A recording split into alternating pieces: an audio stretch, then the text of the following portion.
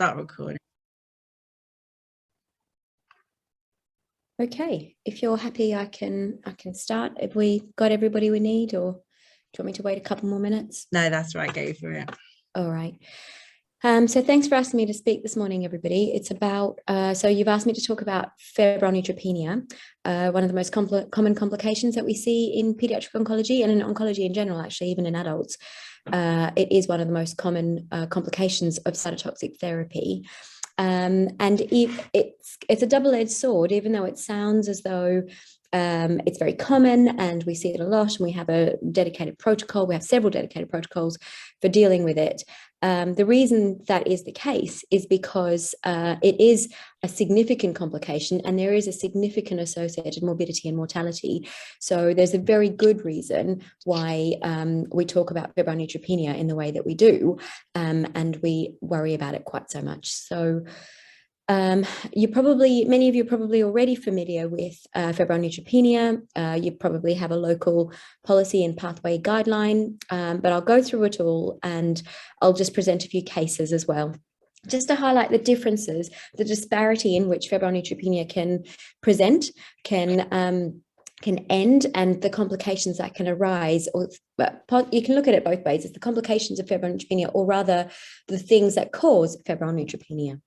So I'll present 4 cases demonstrating the disparity in the way febrile neutropenia can present and the complications that can arise. Can everybody see my screen moving forward now? Are you on the overview? We are, yeah, thanks. Yeah, excellent. So as I said, I'll give you a bit of background, some supporting new guidelines, the evidence for them, some implementation, some practicalities of how to implement the new guidelines. So I don't know if anybody here is familiar with the new guidelines. If you're not, please just pop in the chat and then I'll just kind of tailor my talk to that appropriately. If anybody here is not familiar with what I mean by the new guidelines, that's the low risk stratification that was implemented about 2 years ago in the middle of the pandemic. And they were based on good evidence from around the world that children with certain features can be treated on a low risk pathway and not necessarily be admitted to hospital. The idea being to reduce the number of hospital days. So I'll go through that in a bit more detail and I'll present some cases too. So a bit of background: fever in immunocompromised patients absolutely constitutes a medical emergency. It's not a fever in a 5-year-old who's got a bit of a cough. It's not the same thing as a 10-year-old with a runny nose and temperatures of 40. It is the leading cause of non-cancer related death in pediatric oncology, and supportive care for these patients is absolutely critical for us to be able to successfully treat our cancer patients. And unfortunately, the way cytotoxic therapy works, we are heading more towards targeted therapy, but that's a whole separate talk. But in terms of cancer therapy at the moment, it is not targeted, and it does cause significant myelotoxicity, and a complication of that is fever because of immunocompromise.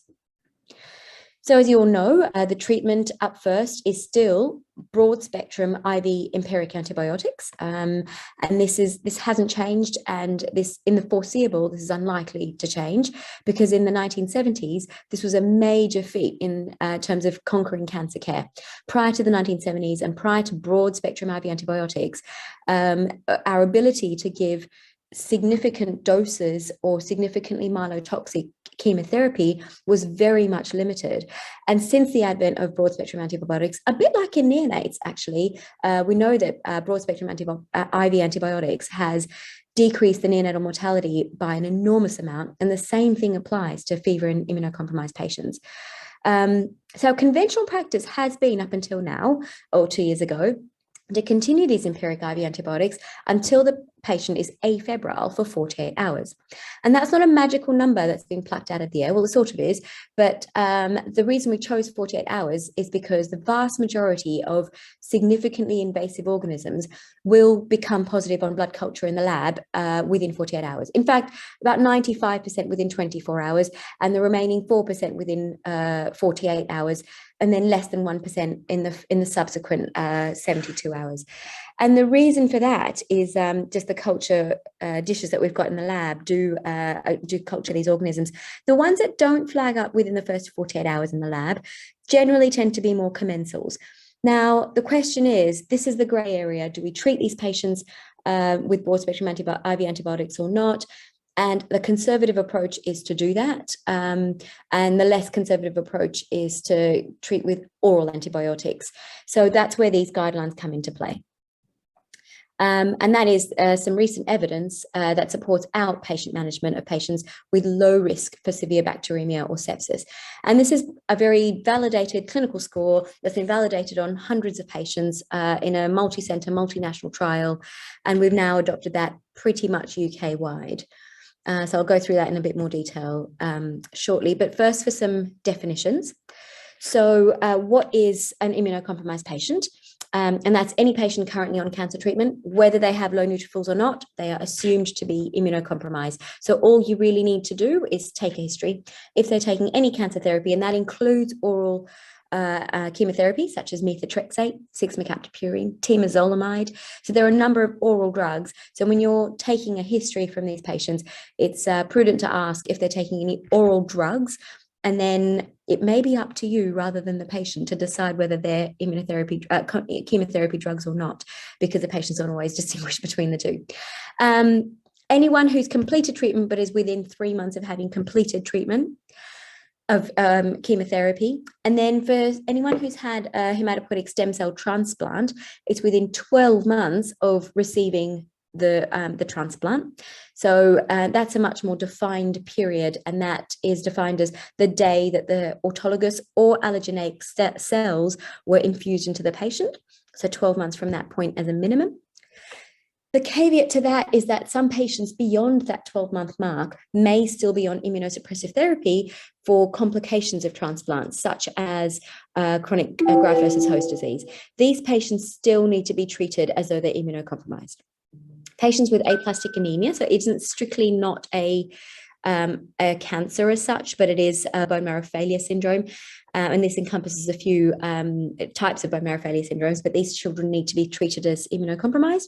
And any child, again, not a cancer as such, but chronic neutropenia is an autoimmune disease, which is also renders the patient immunocompromised. What is fever? Fever is a temperature of 38 degrees or more, and that's a fairly conservative but well recognized approach. Some hospitals vary, but in our trust, it's 38 degrees or more on at least one occasion, whether that's at home or in the hospital.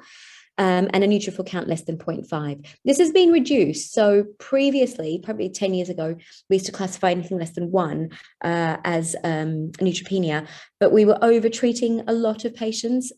So we've reduced that to 0.5 in general, but refer to your local policies and guidelines.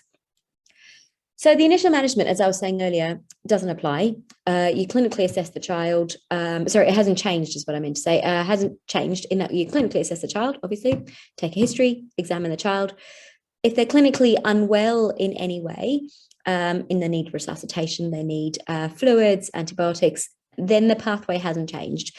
You must contact the paediatric hematologist oncologist, contact your consultant in emergency, and treat the child appropriately. If they're a well child, and they are not neutropenic, and in this case, the neutrophil count is considered a little bit more conservative. So I'll come to this third point in a minute, but if they're well and the neutrophils are over 1, you can treat as though they're not neutropenic, and you can treat them as a child who is clinically well, but treat with, be conservative in terms of your antibiotic approach.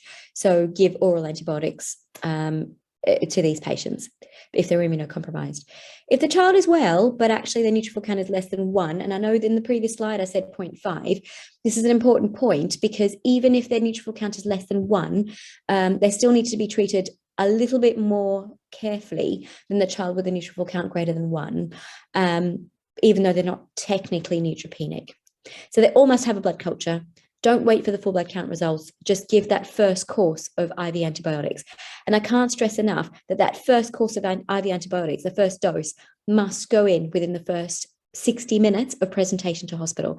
This is that golden hour has saved lives, and our febrile neutropenia related mortality in the first month of induction for leukemia patients has decreased from 10% to 1% since that policy has been in place for the last 20 years across the world.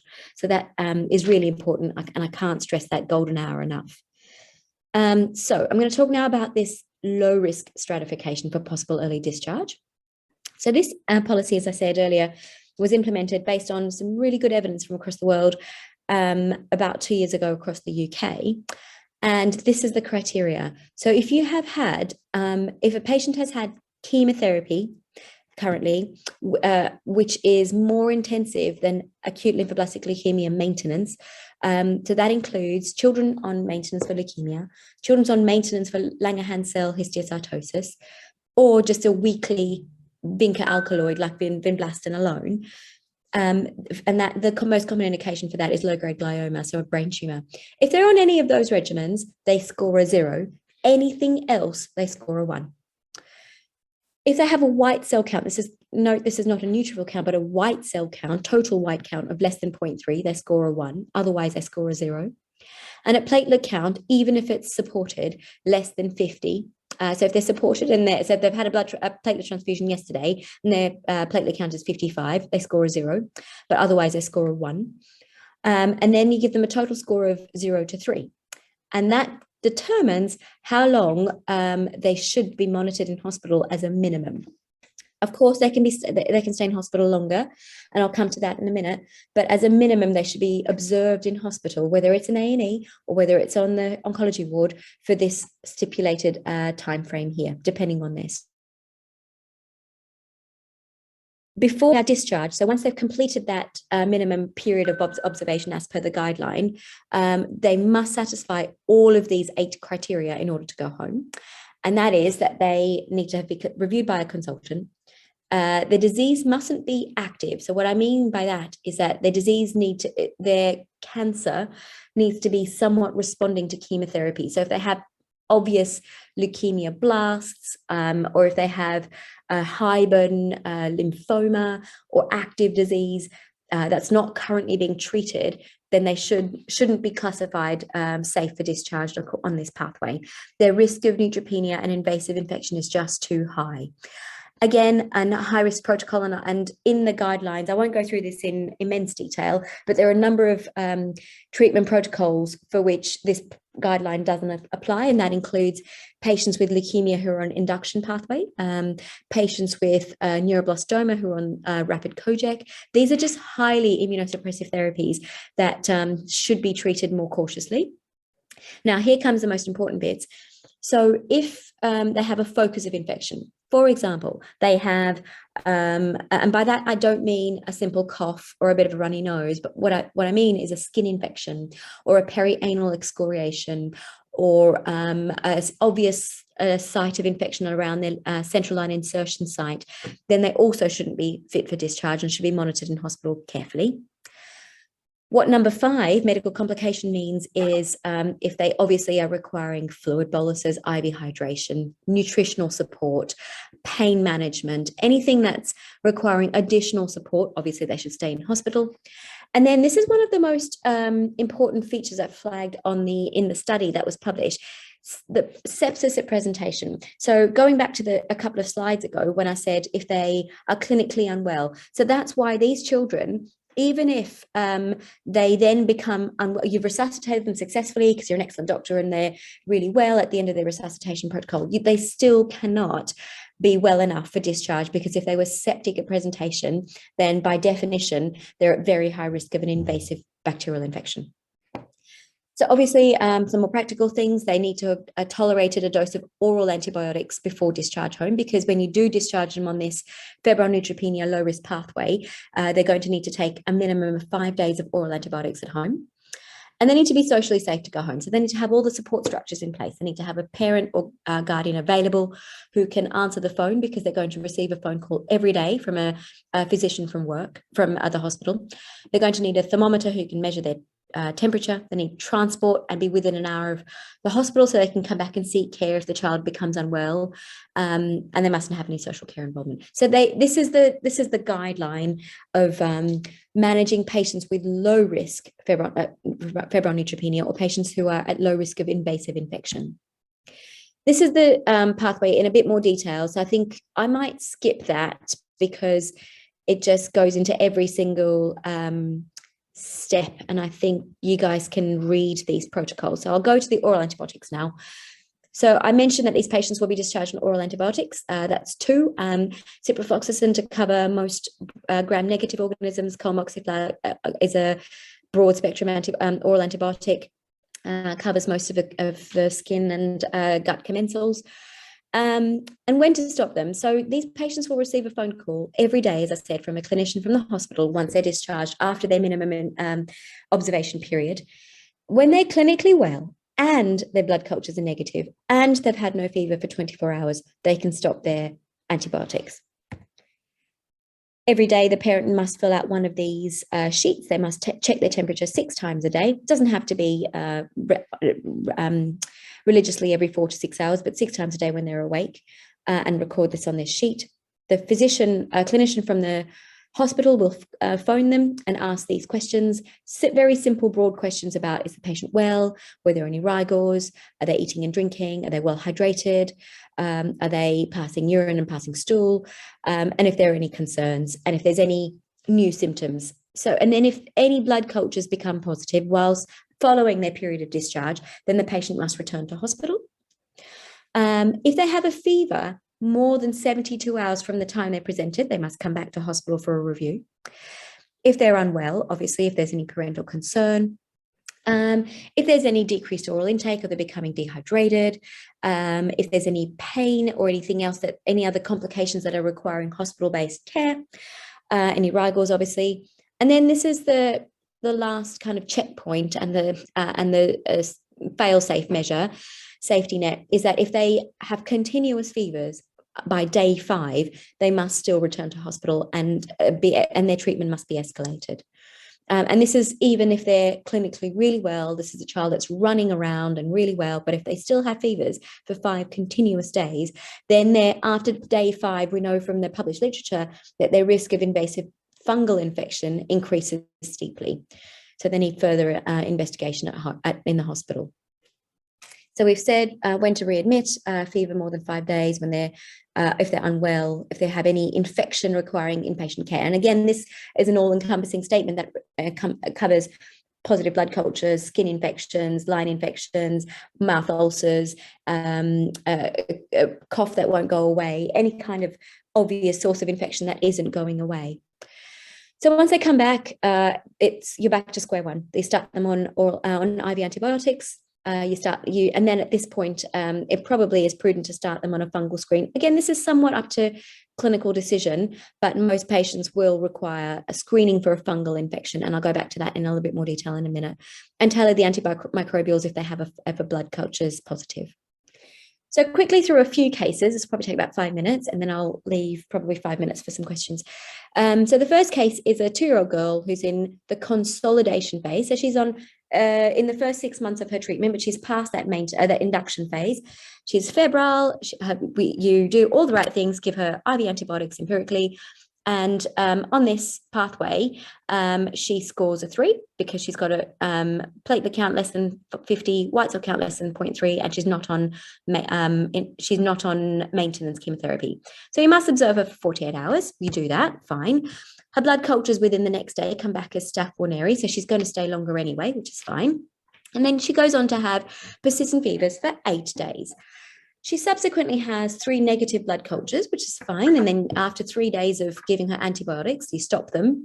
However, less than 24 hours after stopping the antibiotics, the girl becomes septic. She goes into septic shock.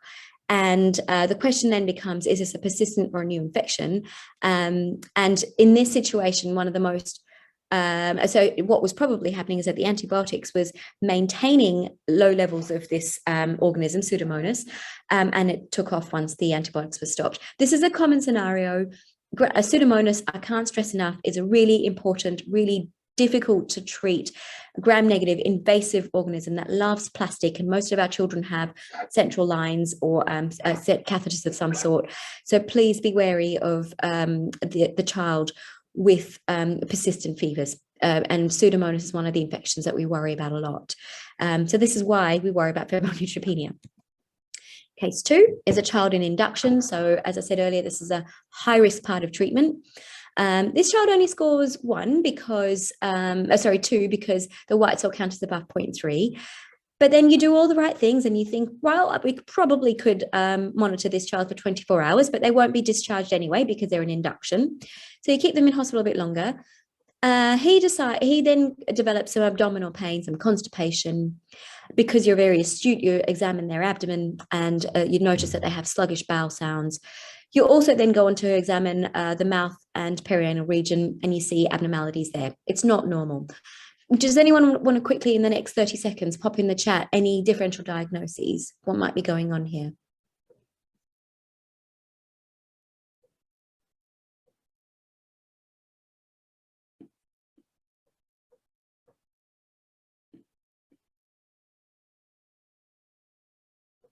Nobody? Oh, yeah, could be HSV mucositis. Thank you. Intussusception, yeah, good thought. Not commonly seen in the immunocompromised patient, but I mean, it's not exclusive to non-term.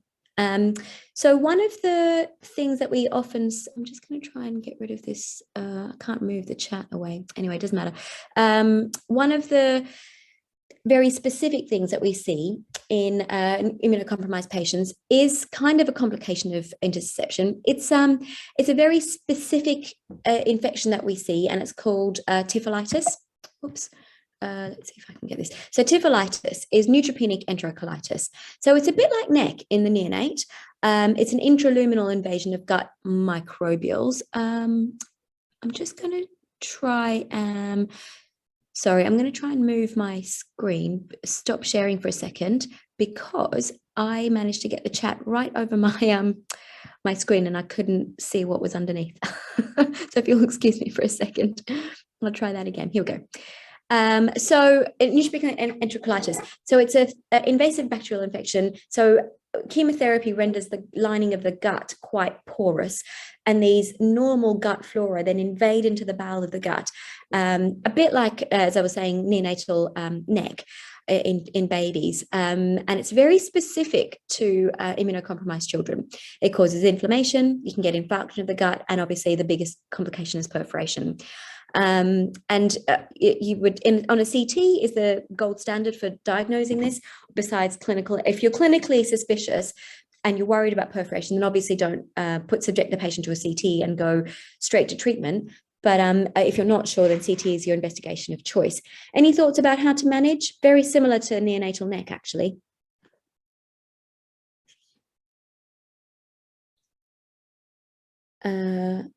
Oh, thanks. I've got 5 minutes heads up from. So you would give, I'll speed up then. Gram-negative cover, you give them anaerobic cover. With antibiotics, you put an NG tube, give them some gut rest. You give them IV hydration, possibly nutritional support, and analgesia is key because these patients can be in a lot of pain. The next case is a Philadelphia positive ALL, again in consolidation. For reasons you can see here, this child also scores a 3 and was admitted for 48 hours of antibiotics and had prolonged fevers. So differential diagnoses in terms of prolonged fevers, more than 5 days, I think I alluded to this earlier, is fungal infection. So the most common source of fungal infection is usually the chest. So you would do a CT scan of the chest. Other places are solid organs in the abdomen. So you would do an ultrasound, just to save them from radiation, ultrasound of the liver and spleen. And the most important, I don't know whether this came out this way, the most important thing to do is give them extended duration antifungals for a 4 to 6 week minimum period. And you can see here, these are patches of fungal infection in the child's chest. And the final case, a child on low grade treatment, weekly vinblastine, scores only a 1 using this guideline. So they were observed in hospital, and this patient was discharged on the early pathway, and after 5 days of telephone review remained really well, fever settled, and completed a 5-day course of oral antibiotics, and they were done. So the key messages here are broad spectrum IV antibiotics save lives. They're an absolute key part of treatment for immunocompromised patients who have fever. Some patients may be eligible for discharge in a shorter time frame and managed as an outpatient oral antibiotics, but please use the guidelines very carefully to stratify these patients. And that's it. Any questions? Oh, thank you very much. And we had one hand up from Joe Ponapalam, if you're still Hi, there, Joe. Joe. Hi, Aditi. Thank you. That was a good reminder and reinforcement of the low-risk pathway, which we've been running in since very successfully using for a couple of years now. I just wanted to ask your view on, we've had recent contact from our infection control department to say that all patients who've attended outside hospitals when they come back in to be seen need a CPE swab. Now, obviously, you can imagine that, Adib and I were very concerned because of our oncology patients and doing rectal swabs if they're not necessary. So the team at Cambridge, your team, don't do it. And I just wondered about what your thoughts were, because obviously if we're going to opt out of this, it'll be good to get a view of the PTC. Yeah, I wouldn't have thought it. I mean, we don't do it as a routine. What is the reasoning? Is it just to cohort these patients? Well, I'm not sure if they've had a spurt of CPE, but basically, I mean, we've invited them to come and speak to our oncology team. So I'll have more information then. I would recommend not doing it for two reasons. One is that you, especially for the excellent POSCUs, including yours, you put them in cubicles anyway. Yes. So these patients aren't cohorted with other patients anyway. So that's one, so in terms of safety point of view. And the second is that, as you say, doing rectal swabs on these patients, I mean, they are at risk, particularly the severely immunocompromised patients are at risk of invasive bacterial infection, and you risk seeding any gut flora into the bowel wall. Totally so we try to avoid, I mean, for the same reason that we don't give rectal paracetamol or rectal suppositories, it doesn't seem entirely sensible, but maybe it's a discussion that needs to be had between the infectious disease.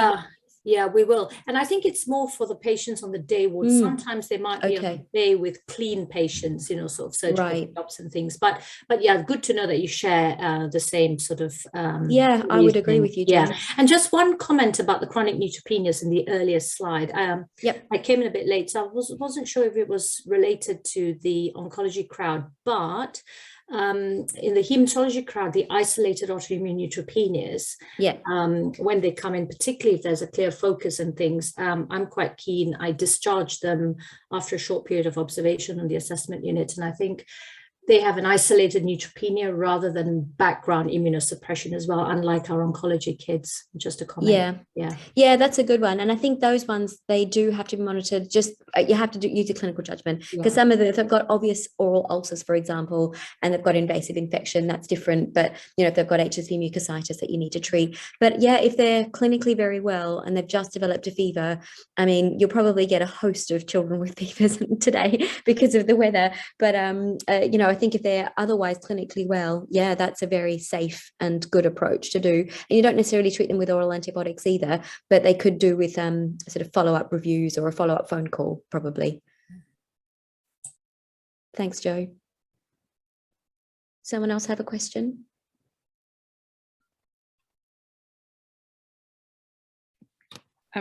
Sorry, it's Kilali. I just had a comment, and it's in response to Joe's question. Would stool sample, it would be worth asking if a stool sample would suffice, but I agree with you, doing swabs on these children is not the way. You can't do swabs on them, but whether stool samples would suffice, because sometimes we used to do stool samples on some of these children if we had these concerns. I don't know, actually. It's a good question. It's worth asking the ID team. I mean, I don't know enough about the kind of carrier status of children with CPE and whether they shed it in the stool and how common that is, but it's worth asking. I mean, if anybody here knows the answer, feel free to chip in, but might be worth asking the ID team. Excellent, thanks, and perfectly on time. So if there's any other questions, add them to the chat, and thanks for that. Thank you, everybody. Bye-bye. Cheers for your time. And then next up, we have Dr. Amino Ebbota, who I'll hand you over to if you're happy to introduce your talk for us. Let me share my screen. So,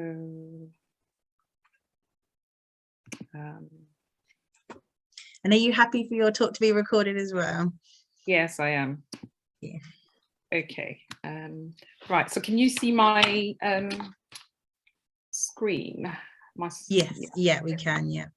So so I'm Kilali. I'm a paediatric consultant at Basildon Hospital, which is now part of the Mid and South Essex group. And I'm a Haemonc special interest person, so I was keen to hear that first talk as well. I'm going to be talking, I've been asked to talk about sickle cell crises and management, which we usually, in our department, we run whole days on sickle cell.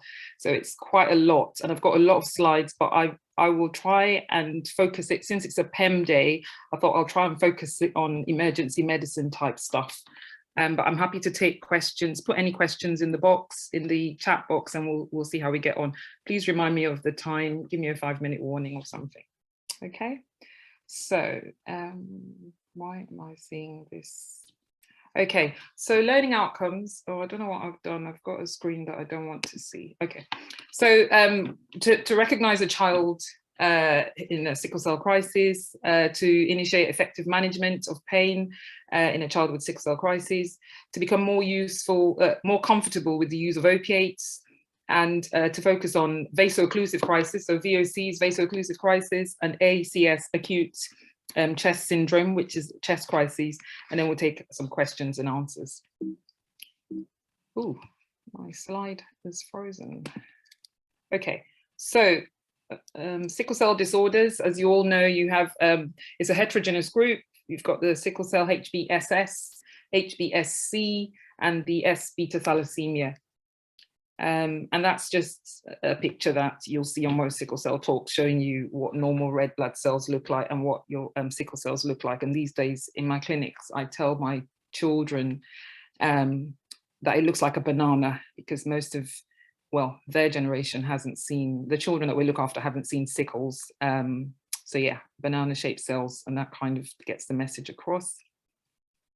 That's just a bit of pathophysiology, basically looking at what really happens at a arteriolar capillary level. You basically get decreased nitric oxide bioactivity, and that gives you those complications of the pulmonary hypertension, ulceration, preapism strokes, and then increased vaso-occlusion comes with its own complications as well. So that's the process that is always going on in a patient with sickle cell anemia. Consequence of sickle cell, so anemia, which we talk about all the time, they have increased susceptibility to infections, particularly from your encapsulated bacteria, vaso-occlusive crises, so painful crises, which is why you will most likely see them in your A&Es.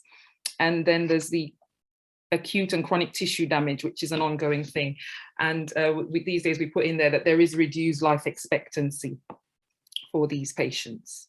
I like this picture because it just shows you that sickle cell is a top to toe disease, disorder, whatever you want to call it. It affects every organ, no organ is spared. And so even in your A&E, when these children, when these patients come in, it could literally be any organ, some more typical than others, but to think about it as a top to toe condition. So crises, at this point, I like to ask people to put in the chat box, when we're doing face-to-face, just tell me what the word crisis means to you. I can't see the chat box, but if anyone put anything, 30 seconds, what does a crisis mean? When you hear the word crisis, what do you think about? I think about war. I can't.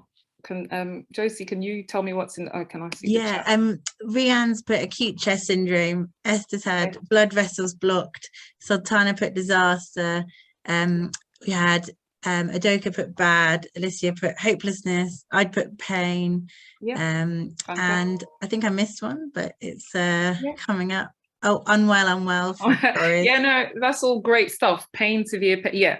Fantastic. Let me see if I can come out of this now. Oh, yes. So I don't really know why.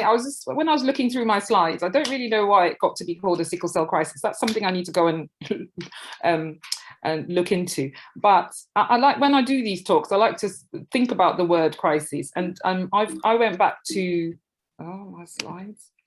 So yes. Catastrophe, calamity, emergency, disaster, trouble, hardship, distress, difficulty.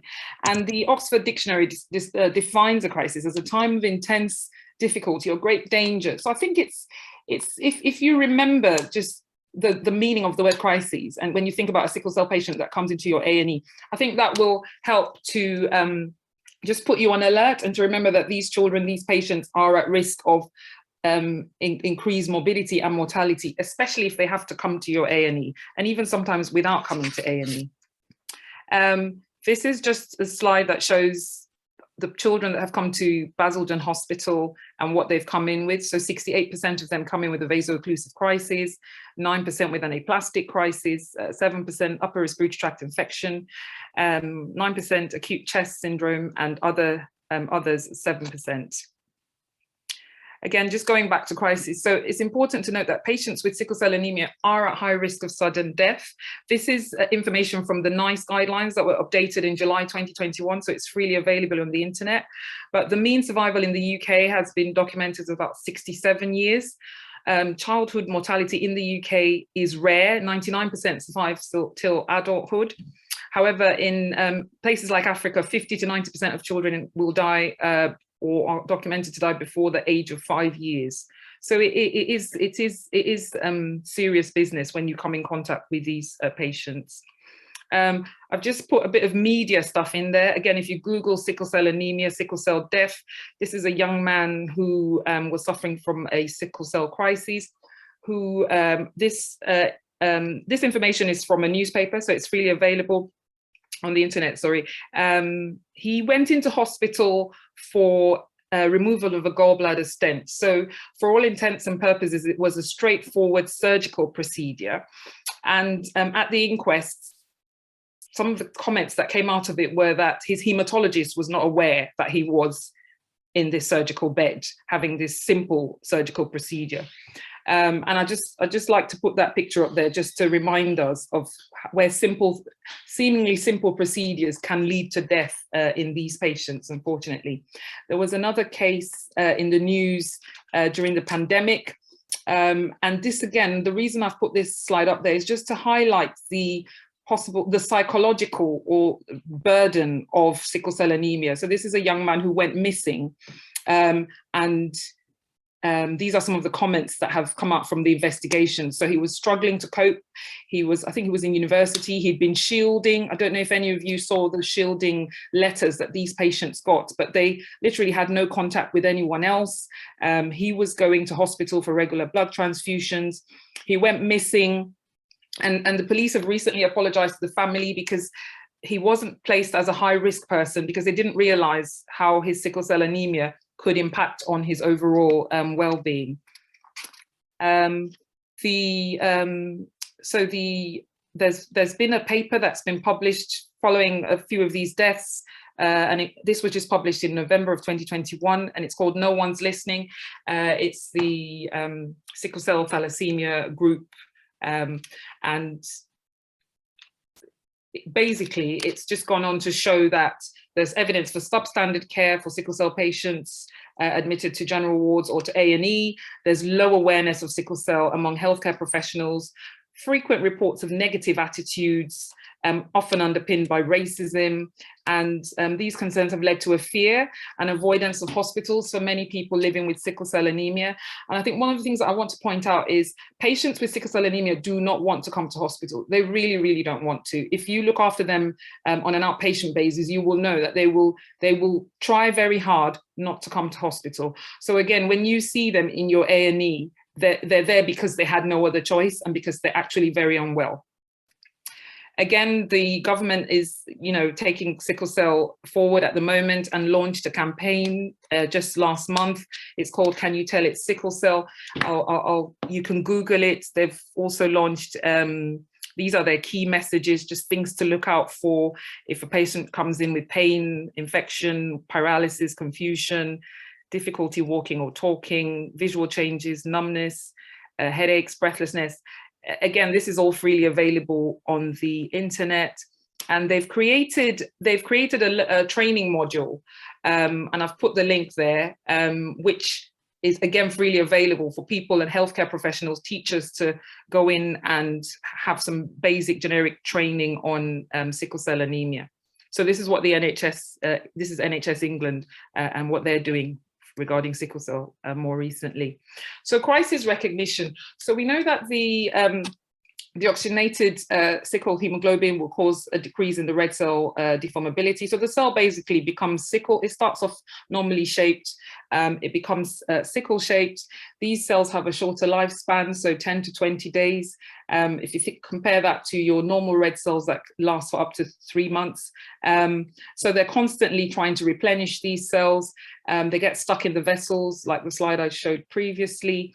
And as you can imagine, they obstruct blood flow. So you have oxygen deprivation beyond the obstruction, and then you get pain and swelling of the affected area. Again, that's just a slide that shows you the normal red cells, which get through all the vessels nicely, and then your sickle cells that get stuck as they move along. So triggers, very important. Can anyone put any triggers in the chat box? Triggers. I'm going to let you read them. Can I go there? Yeah. Oh yeah, dehydration, sepsis, infection. Yeah. Mainly dehydration, I think, influenced by today. And yeah. Trauma, acidosis. Trauma. Yeah. Okay. So one thing I'd like to point out when I'm talking, when we're doing our transition clinics, we discuss with the adolescents a lot, which frustrates them, is sometimes it can be for no reason. But all those answers are correct, but sometimes there's just no apparent reason. They just have a crisis, and the young people can get a bit frustrated because they think, right, I've done everything right. I kept warm. I drank all the water, but I've still got a crisis. So sometimes for no apparent reason, they can have a crisis. So yeah. All of the things that you've mentioned, stress, exhaustion, overexertion, dehydration, lifestyle habits, again, not so common, but I do talk about it when I'm talking to my adolescents, especially when they're going away to uni. Surgery. So every sickle cell patient that comes in for a general anesthetic for whatever cause is at risk of a crisis. And that's another important thing for us as clinicians to be aware of. And then I've said unclear triggers. So these are just some cases that we've seen in our A&E over the last few years, just to give you an idea of how they may present. So 5-year-old, so they all have sickle cell anemia.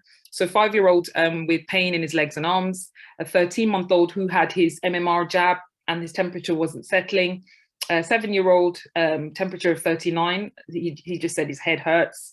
7-year-old with cough for 5 days, SATs of 82 in air. That one's a bit easier to pick up. 7-year-old with headache, febrile, and off her feet. That one ended up having an HB of 20 when the bloods were done. 11-year-old carried in by dad, pain to the back and sternum. So they can present like any other child. But the big thing to remember is that once the child has sickle cell anemia, any, what you would call routine, any common intercurrent illness would easily lead to a crisis and should be treated as such. So types of sickle cell crises, you've got the vaso-occlusive painful crisis, which is by far the commonest. As you saw from our data, 68% of our patients present with that. Infection, so as most of you know, hemonc, especially in DGH, is kind of straddle themselves. So we in our department, you can't really send a child with sickle cell anemia home with a fever without a clear focus and at least 24 hours of observation. Splenic or hepatic sequestration, aplastic crisis, hemolytic crisis, a chest crisis, which is the highest cause of mortality in sickle cell anemia, strokes, abdominal crises, and priapism. So those are just some of the crises that we see. So vaso-occlusive crisis, basically what happens, your microcirculation gets obstructed by red cells. So they come in with pain. It's unpredictable. Like I said before, there could be a trigger, they may not be. And you could have 2 or 3 painful sites, and quite often the sites move. So every time you do your pain review, it's important to ask, where is the pain now? Because the pain quite often moves around. Frequent cause of admissions and inadequate treatment can lead to a higher incidence of chronic pain. We don't see this in children, but something to consider, especially those of you that do adult EM as well. That's just a not very pleasant picture of a dactylitis in a little one, so swollen digits, which some of the toddlers can present with. Sometimes it's not so obvious, and so we say to parents, if they're uncomfortable, have a close look, try touching them, and if you touch them and you think they're tender, bring them in, because sometimes for the parents it's not so obvious that there's this swelling, especially at the start of the problem. So pain, swelling, fever. So management. Again, I've put the NICE guidelines on there because I thought when I did this talk, I did an international talk, and I wanted to go just look at what was out there. And actually, NICE has really good guidelines. So treat it as a medical emergency. Sickle cell comes in, it doesn't matter why they've come in, treat as a medical emergency. Follow your locally agreed protocols. So if you're not aware of where your local protocols are, go back and have a look at what your own departmental protocols say. If there are no protocols, that's something for you to do as a QI. There are lots of QIs to do out of this. Regard the patient or their carer as the expert. Listen to them. They would have had paracetamol, ibuprofen. Lots of them would have had some codeine or dihydrocodeine at home. So listen to them. Listen to what they've had.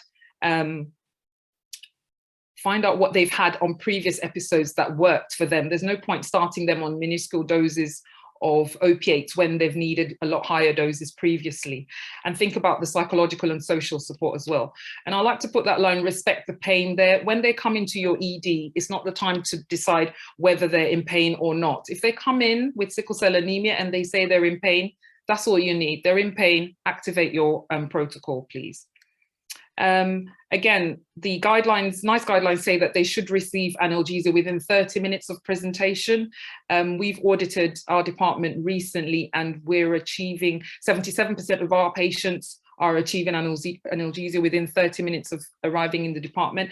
That's another piece of work that you guys can take away and go and look at and think about when do your patients actually get their analgesia.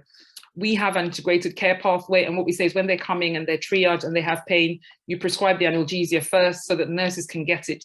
Then you go and clock the patient. It's a bit like the febrile neutropenics where you prescribe the antibiotics so that the nurses can start to draw them up. You don't have to wait to do the full clocking and all of that before you administer pain relief. Your usual ops, and then think about alternative diagnosis always, especially if the pain is reported as atypical. I'm just going to move a bit quickly. So analgesia, what I will say is follow your local protocols. Usually we use opiates, but look out for what local protocols you have. A few patients will have their own individual care plan. If they have one, use that. Keep reassessing, go back and ask questions like, how well did that painkiller work? Do you feel you need more pain relief? Are you feeling better? When I was a lot younger and looking after sickle cell patients, people would say, oh, they're fine, they're on their phone. Sometimes they're quiet on their phone and not moving just because they're in so much pain and that's all they can do. If they're a toddler, get them to walk, get them to move around. Don't assume that because they're not screaming or shouting or drawing attention to themselves, don't assume that they're not in pain.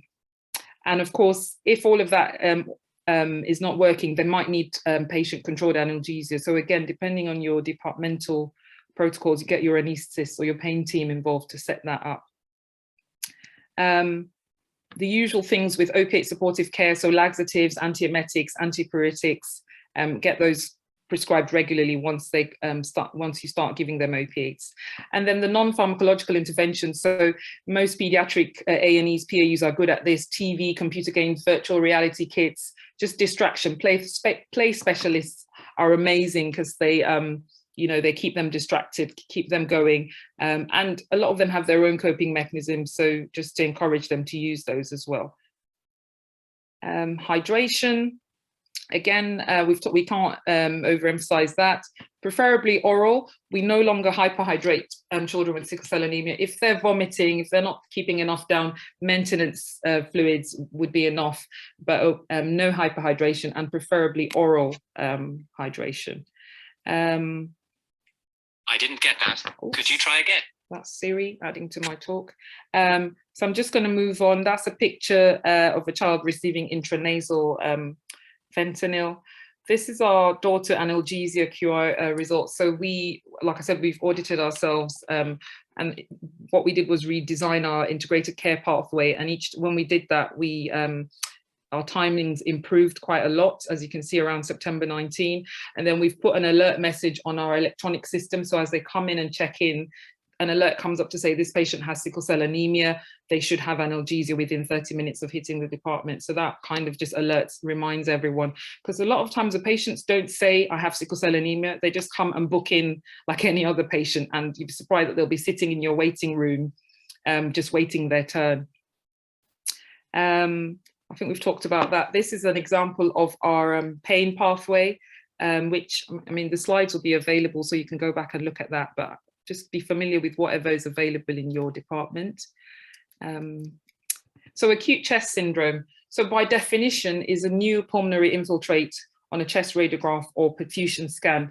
Basically, if you do an X-ray for these patients and you have any changes that you would ordinarily say is some kind of consolidation, haziness, whatever it is, in sickle cell anemia, that is acute chest syndrome, that is a chest crisis. It affects 50% of patients with sickle cell anemia. It's the leading cause of premature death. It's a frequent cause for hospitalization, and it's a multifactorial pathogenesis, potential long-term sequelae with this. It can lead to respiratory failure and death, and the most effective treatment is an exchange transfusion, which, so the sooner you pick it up, the sooner you decide that this is ACS, then the sooner you can get your exchange going. What's important is if you're in a DGH where you don't have a system to exchange these patients, again, it's important to start to liaise with your tertiary centres and your transport teams so that this can be facilitated. 50% of patients admitted for a vaso-occlusive crisis will then develop an acute chest syndrome about day 2 to 4. And that's because they're lying in bed, they're not moving because of their pain. So they get bronchiectasis. And yeah, so it's something to look out for. So they may not come in with a chest crisis, but as the longer they're in with their vaso-occlusive crisis, the more likely they will then end up having a chest crisis. So we'll move on. Again, chest pain, tachypnea, so all your respiratory symptoms. Basically, respiratory symptoms in a patient with sickle cell anemia, think acute chest. That's just an X-ray for one of our patients. So again, infection. These are just the etiological factors. I'm not going to waste time, but I will mention that patients with asthma and sickle cell anemia, so patients with asthma are at higher risk, patients with sickle cell anemia who have asthma are at higher risk for acute chest, so just be wary of them, especially if they come in and they're wheezy and you think it's asthma and you give salbutamol. Remember that it could also just be a part of their sickle cell anemia. Inform the blood bank. Our protocols say that anytime a sickle cell patient comes to your A&E and needs to be seen or needs bloods, you cross-match them at the same time, because we all know how difficult it is to get properly labeled samples to the lab that are accepted. So if you're bleeding them, it doesn't matter how well they look, cross-match them at the time, because most times in the middle of the night when you need the blood, you find you don't have a valid cross-match sample. Yeah, so prompt recognition is paramount. These days what's being quoted is 6 hours, so 6 hours from when you diagnose them acute chest, you should be exchanging them. So if you can't exchange them in your center, arrange for them to be moved to a center where this can happen. Involve your ITU HDU team or your friendly tertiary hematologist. That's just another slide looking at acute chest and asthma. I think I'm gonna have, I think, is that my 5 minutes? So I think I'm going to pause there. Yeah, I think I'm just going to stop there. The rest of it, infections, if you don't remember anything, if you see a child with sickle cell anemia who comes in febrile, do cultures, start them on IV antibiotics, keep them in for at least 24 hours, get a consultant review and take it from there. Because you remember that they're all on penicillin. Well, they should be on penicillin prophylaxis. So treat their fevers seriously, and for as long as they're febrile, the more they'll hemolyze as well. So they might start off looking okay, but by the 3rd day of the fever, they would have dropped their HB a lot more. I think I'll just take questions. Is that okay? Thank you, that's excellent. So I'll see if any questions come up in the chat. I had a question as well. So if you have a child coming in without any features of crisis, so say they come in with an injury, is there, just a case of safety netting, telling them to come back, or do you find you're more cautious with discharging any kind of trauma, fractures, things like that? Yeah, so that's a very, very good question. So if they come in with an injury, you treat them for their injury. So, and one of my slides does say, so with sickle cell pain, you don't need to X-ray them every time they come in with pain, except there's history of trauma. So then you would treat as trauma. But remember that if they've fractured or if they've hurt themselves, they're going to be less mobile. And the less mobile they are, the increased risk they are at developing a crisis. So it's important to say, right, you've hurt yourself from playing football or whatever it was, but you are still at risk of crisis. So if things don't get better, come back. But yes, so safety netting, very important. And there was something on one of the slides from the February neutropenia talk, the social, I can't remember how it was phrased, but the family and how what's the word? How much you trust the family. That's probably not the right way to say it. But some families, you can trust a lot better to bring the children back if they're deteriorating. Whereas some other families, if you're not sure about whether they'll be able to recognize the signs or symptoms, then you might want to keep them in and observe them and see that they do okay before you discharge them home. Oh, thank you. And Doris had said, will the slides be available to download, please? Lots to consider and learn. And we're recording today as well, so I can share that. Yeah. Slides are available. Yeah, I'll give you the slides. Thank you. So any other questions from anyone? Oh, excellent. Well, thank you very much. And if anyone thinks of anything, I'll get them to put it in the chat box. Okay, cool. Just really helpful insight. Right. Thank you. Cheers. Just try to keep the time there. Yeah. Perfect timing. Exactly right. 1 minute to spare. Okay, cool. Thank you. So I'm just going to see if our third speaker is signed in. Looking for Anne Kelly, unless you're under a different name. In the meantime, I'm just going to remind everyone, I'll put the feedback link in the chat, and if you could just put your full name, hospital and role in the chat box for our register. And it's good to see people joining from all different hospitals, different parts of the country, different members of the team. So we've got lots of people, I think, from London area as well, coming to join us today in the East of England. So welcome everyone. And I think if we haven't got Anne in the next minute or two, we could bring forward the third talk. The fourth talk, sorry. So that if Dr. Eva Tsunana is logged in, if we get you to check your screen sharing while we're waiting, and we could set you up to go third, if that's all right.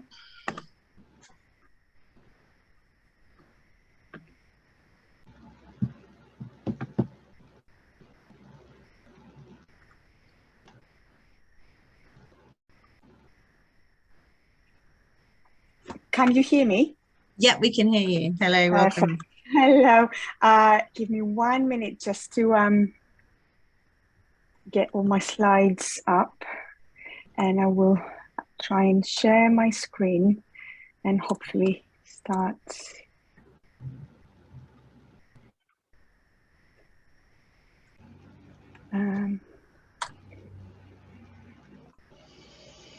Perfect, right.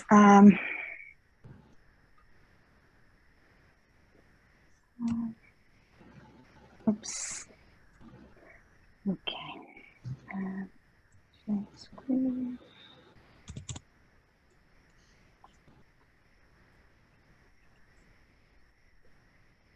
Can you see my screen? Yeah, we can, and it's just not in presentation mode yet. Yep. Here we go. Perfect. Yeah, brilliant. Great. Oh, thanks. Hand over Excellent. to you. Excellent. Great. Hello, everybody. My name is Dr. Eva Tsunana. I'm also based in Basildon Hospital, and I'm also, like Lali, a pediatric consultant with a special interest in hematology oncology. And I'll be talking about hematology and oncology emergencies. That will, I know we've had an excellent talk already on febrile neutropenia, so I'm not going to actually, a lot of my neutropenia slides, I've removed them for this talk. I will talk about emergencies that can occur at kind of diagnosis, and also some solid tumor and neuro-onc emergencies as well. And yeah, there'll be some kind of case discussions, and please feel free to add any comments, questions, and hopefully, yeah, we can have a discussion. So pediatric oncology emergencies are not very common, but they can be associated with a high morbidity and mortality for pediatric oncology patients. And and they often have got modifiable outcomes, particularly if there is early recognition and prompt management of the emergencies, then we can modify these kind of more severe outcomes. Some of them are actually time critical, and they can, they need to be managed in a really tight time frame. And again, I'm mindful this is a pediatric emergency talk kind of study day, so.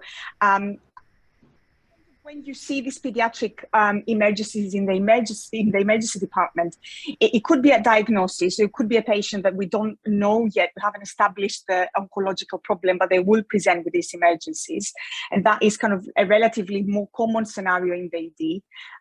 But you may also see these patients during treatment. In most oncology networks, there is a setup of oncology patients to have direct access to the pediatric ward. After the diagnosis is established, they get the central line seeing, they start chemotherapy. So they most of the times, if they have got any health concerns, the parents are told to ring the ward, and they come into a designated kind of area where they're seen by the ward team. The lines get accessed, and they get the appropriate treatment. The only exception to this is normally if the child is severely unwell, what we say to our patients is that if they need to ring an ambulance, then the ambulance will probably bring them to the most appropriate place, which could be resus or pediatric A&E, to manage them and kind of stabilize them and resuscitate them, rather than bringing them to the children's ward. So always be very, if you're covering A&E and you see a non-oncology child turning up there, always be very mindful that potentially they can be quite sick, because this is not the normal pathway that they follow. And when we looked at our sort of reviews of neutropenic sepsis and things, that the patients that turned up on the ward most of the times were not septic, or at least septic to begin with, but the ones that turned up through our pediatric A&E, they usually were quite unwell on presentation. So always should ring alarm bells if you hear that a young child has pitched up with an ambulance in A&E. Oh. So febrile neutropenia, I'm actually not going to talk a lot about that because we already had a really good talk on this. Just my summary slide from it to say that, just to reiterate pretty much what we already said, that it is a medical emergency. There is high mortality, and patients nowadays, especially in conditions like leukemia, that the cure rates are kind of more than 95%. We have almost half of the deaths that happen in leukemia, they now happen because of toxicity, and a lot of it is neutropenic sepsis. So a lot of children now don't die from the actual oncological condition, but from the complications, and neutropenic sepsis is the major one of them. Early administration of antibiotics, and being very vigilant in terms of looking for signs of sepsis and deterioration, particularly for these patients that are high risk. So looking at observations, QT scores, lactate, blood pressures, all these sort of things, they will give you clues that the child is deteriorating. And these patients have a very limited reserve to respond to infection. So they will often go from looking reasonably okay and stable to crash down with overwhelming sepsis kind of very, very quickly. So again, it was mentioned earlier about patients being on induction. So it's always a period that we say, if you hear that on the protocols, always be very alarmed and mindful that a lot of the symptoms may be masked, and they will need very aggressive management if they're even vaguely looking unwell. And that final slide comes from our shared care protocol with Great Ormond Street. But essentially what it says is, yes, we talked about the definition of what is fever and what is neutropenia, but any oncology patient with or without fever that looks unwell or has features of systemic infection should be treated with intravenous antibiotics, even if they don't meet the actual definition of neutropenia or even fever. So and yeah, so I think that's kind of the main takeaway message, that if you have an oncology child that is unwell, has features of systemic infection, don't worry if you don't have the neutrophil counts, or even if they're not very low, or if they're not actually febrile to the threshold that the protocol says. Just manage them with a febrile neutropenia and give them antibiotics as quickly as possible. I think we talked about typhlitis, so I'm going to skip these slides. I wasn't sure if it was going to be mentioned in the neutropenic talk. So I'm going to talk then about some other emergencies. Most of them happen diagnosis rather than later in treatment. So yes, as I said, you could see them in a child that's just pinches up in A&E and is undiagnosed and comes in with a new oncology diagnosis. So tumor lysis syndrome is the first one. Is the metabolic, it describes the metabolic derangements that happen when we have very rapid tumor cell breakdown. And it often happens when we start treatment. This is the highest risk period of the tumor lysis to happen after you start your cytotoxic treatment and you have a lot of breakdown of cells. However, it can also occur even before treatment starts, particularly if you have a very rapid turnover of cells in a rapidly growing tumor. So it is possible to start even before that, not only at the tertiary center after the chemo is started. So it's important to be aware of it. And yeah, it's essentially when these malignant cells break down, you get abrupt release of intracellular ions, nucleic acids, proteins, and metabolites into the extracellular space. 4 to 48 hours after starting treatment is the high risk, but could happen even before. So these are the main metabolic abnormalities that occur during the tumor lysis. So you have a high urate, a high potassium, high phosphate, low calcium, and then you can, as a complication of some of these abnormalities, you can develop urate nephropathy and acute renal failure, which obviously precipitates to even more metabolic abnormalities. This slide, if you look at the top right corner, sorry, at the top first, so you have that cellular breakdown, and then from that you get DNA that breaks down from these dead cells. That DNA contains, some of it is nucleotides, which contain phosphate, so you get high phosphate, and that pushes your calcium down, and you get low calcium. Also, as part of this DNA breakdown, you get purines, which gives you, after further metabolism, get converted to uric acid, and that precipitates in the renal tubule and can cause renal failure from that pathway.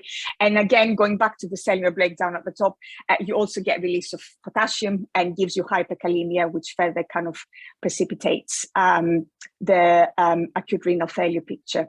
So this is kind of a vicious circle of different abnormalities that interact with each other and can cause significant kidney issues. So yeah, I think that summarizes what we've just talked about. So different mechanisms. One is due to volume depletion, you can have reduced GFR, so mechanism, sorry, of renal injury. Because of the uric acid deposits in the tubules that obstruct the tubules and collecting ducts, you also get kind of a kidney injury from that. From all the chemotherapy or the drugs that you give, like antibiotics, antivirals, antifungals, that also precipitates further kidney damage. And if you've got tumors that will are obstructing the renal vessels or are close to the kidneys, they can also cause like thrombosis and obstruction and further kind of worsen the kidney picture. So children with oncology are at risk of developing this, particularly if they have bulky tumors that could predispose to tumor lysis. So that's pretty much the pathophysiology of it.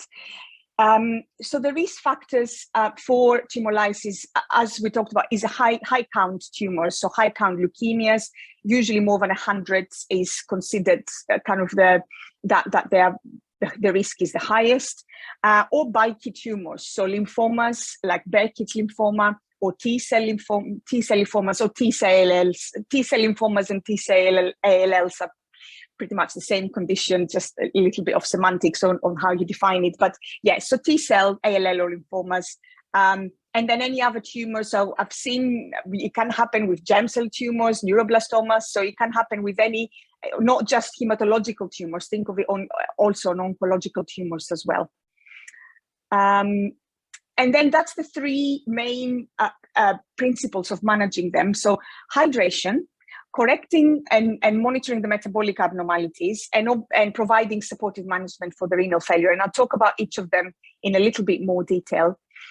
So hyperhydration, in order to decide how aggressively we're going to do it, or if we're going to do it and when we're going to do it, is first stratifying the risk of tumor lysis. So if you see here the low risk, if the counts are less than 20 for leukemias and there is no big tumor bulk, no renal impairment, then you can consider them low risk. If they are between the counts between 20 and 100, but there isn't a big large tumor bulk, they're considered medium risk, and then the high risk are the ones that are bulky diseases like these lymphomas, Burkitt's, TALLs. If there is renal infiltration or impairment, and if there is a count more than 100. So that's easy to kind of do in a sense from early on in the diagnosis. You know what your counts are, you know roughly if you're suspecting a bulky tumor or not. And then you can, based on this, you decide about your hydration. So if they're low risk, you don't really need to hyperhydrate. You can give them maintenance fluids, and that can be oral or IV, depending on how well or unwell the child is. You start allopurinol. I will talk about that in a little bit more detail in the next slides. And you monitor the full blood count and tumor lysis markers like useanase and phosphate bone profiles once daily. And you can do that kind of start doing that 12 to 40 hours before you start treatment. These low-risk patients might sometimes end up staying in the hospital that initially they've been diagnosed for 1 or 2 or 3 days sometimes, depending on the bed availability on the primary treatment center, because they tend to be lower risk in terms of developing these more severe complications. So they won't be prioritized to come in kind of a bed, they might, but if not, they might end up staying on the ward. So we tend to just kind of give them maintenance fluids, start them on allopurinol, and then wait for the transfer. With a medium risk, we consider hyperhydration, and we do monitor them a little bit more frequently. And with a high risk, we definitely do, and we may also add another medication called rasburigase, and I'll talk about it in my next slides. And again, we need more frequent monitoring of the full blood count and tumor lysis markers. So this hyperhydration, it's worth checking because different primary treatment centers might have different kind of fluid choices. I've put the ones from Great Ormond Street here, which is 0.45 saline and 2.5% dextrose, but they also happy with us giving just saline. But yeah, it might be slightly different. Essentially, it's fluids, but importantly, do not give potassium because as we talked about, these children are at risk of hyperkalemia. So we don't tend to add on potassium or treat potassium unless it's symptomatic, which is quite rare. So we normally kind of ignore the relatively low potassiums because we know it's likely to go up. We calculate the surface area and we give 2 to 3 liters per meter square per day, can increase that if needed. If patients seem fluid overloaded, rather than cutting down on the fluids, we can give them a dose of furosemide. And then that last bit is really, really important. The main idea of hyperhydrating them is to maintain a very high urine output and to flush the kidneys to avoid further renal damage. So it's really important, and it sounds very basic, but you'll be surprised how often we need to emphasize that these kids need fluid balances. They might be admitted overnight, they get diagnosed, they're waiting for a bed. And it's really important to emphasize that to the nursing staff and to the team that they need very strict input and output balance, because we need to know there's no point to give them fluids if we don't know what the urine output is doing. So that's what we're aiming for, more than 3 mL per kilo per hour. So, and they need strict fluid balances and regular review of these fluid balances to know that you're achieving that. And then, for the metabolic abnormalities, you monitor them closely. Useanase calcium, phosphates, as we said, avoid correcting the potassium unless it's symptomatic, very low and symptomatic hypokalemia. Similarly with calcium, so the calcium drops because as a compensation for the phosphate that increases. And again, the GHOST protocol say to kind of avoid correcting the low calcium unless, again, patient is symptomatic. I'm not sure if this is actually, there's any studies on it, but apparently there is this theoretical risk that giving IV calcium when you have a rapidly rising phosphate, it can lead to precipitation.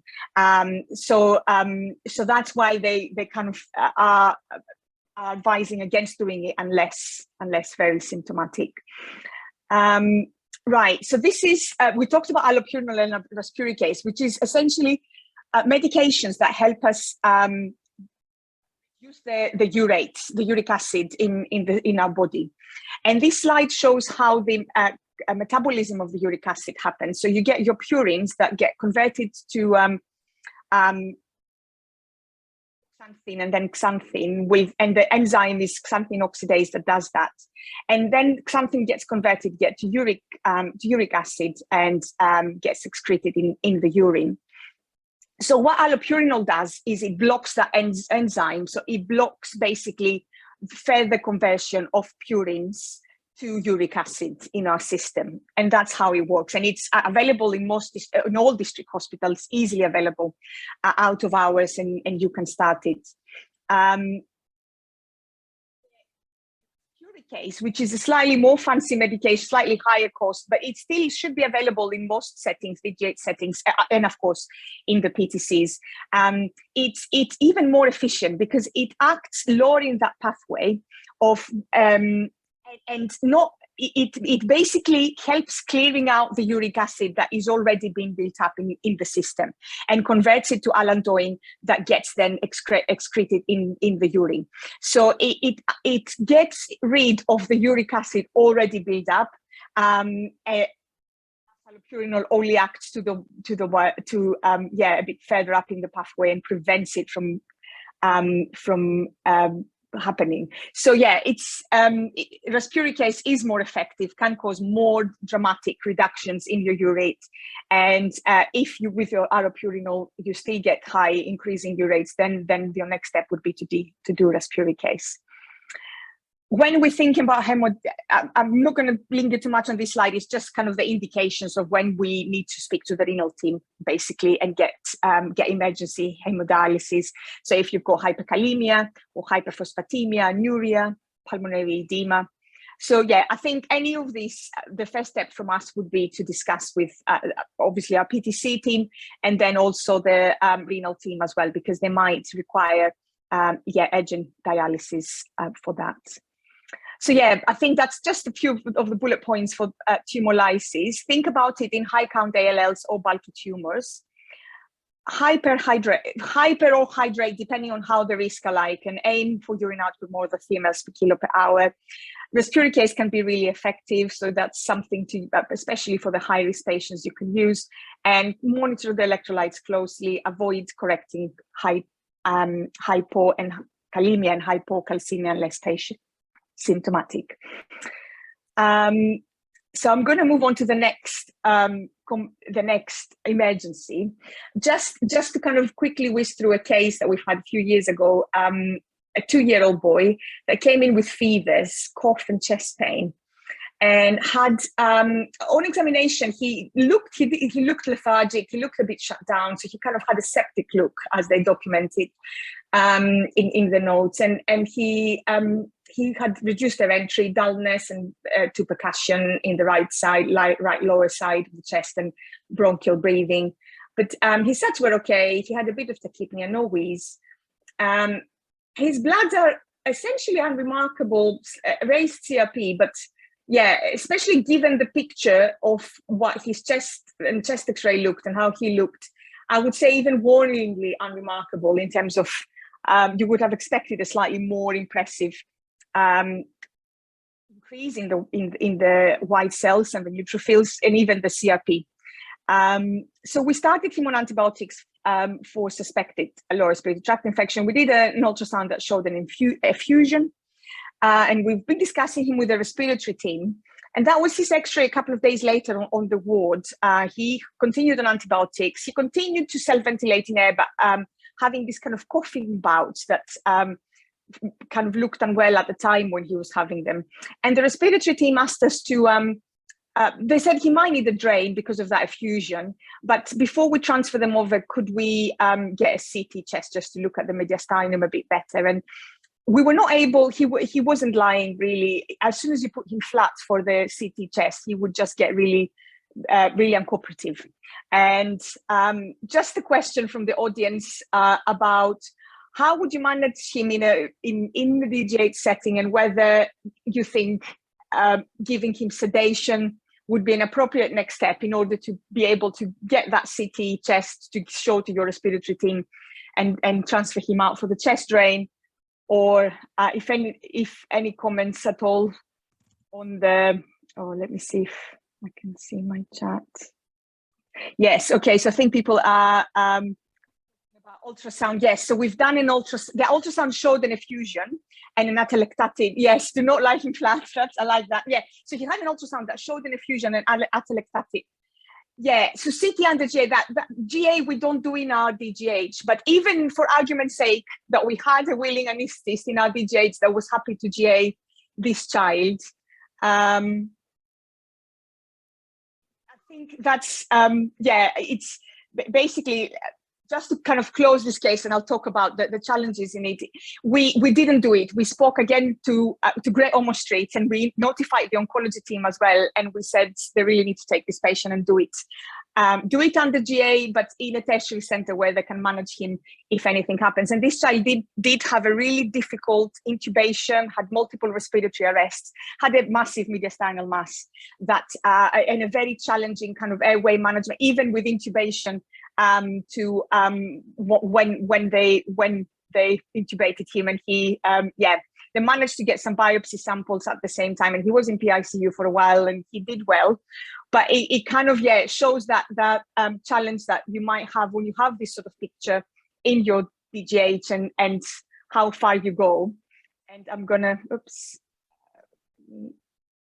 close the chat so I can move.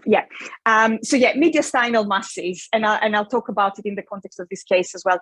So they lymphoid origin is the commonest one for mediastinal masses. TALLs and TNHLs make up the majority of the mediastinal masses that we see. They do have a good prognosis as conditions, but the initial management is critically important in order to avoid morbidity and mortality. And how do they present? And I think that's relevant for the ED physicians as well, and the pediatric ED team. So it's challenging unless you're suspecting it. They might have orthopnea, which is this difficulty in breathing when lying flat. So they might actually tell you that, parents might tell you that they need a lot of pillows to sleep at night because they won't settle with lying on one pillow.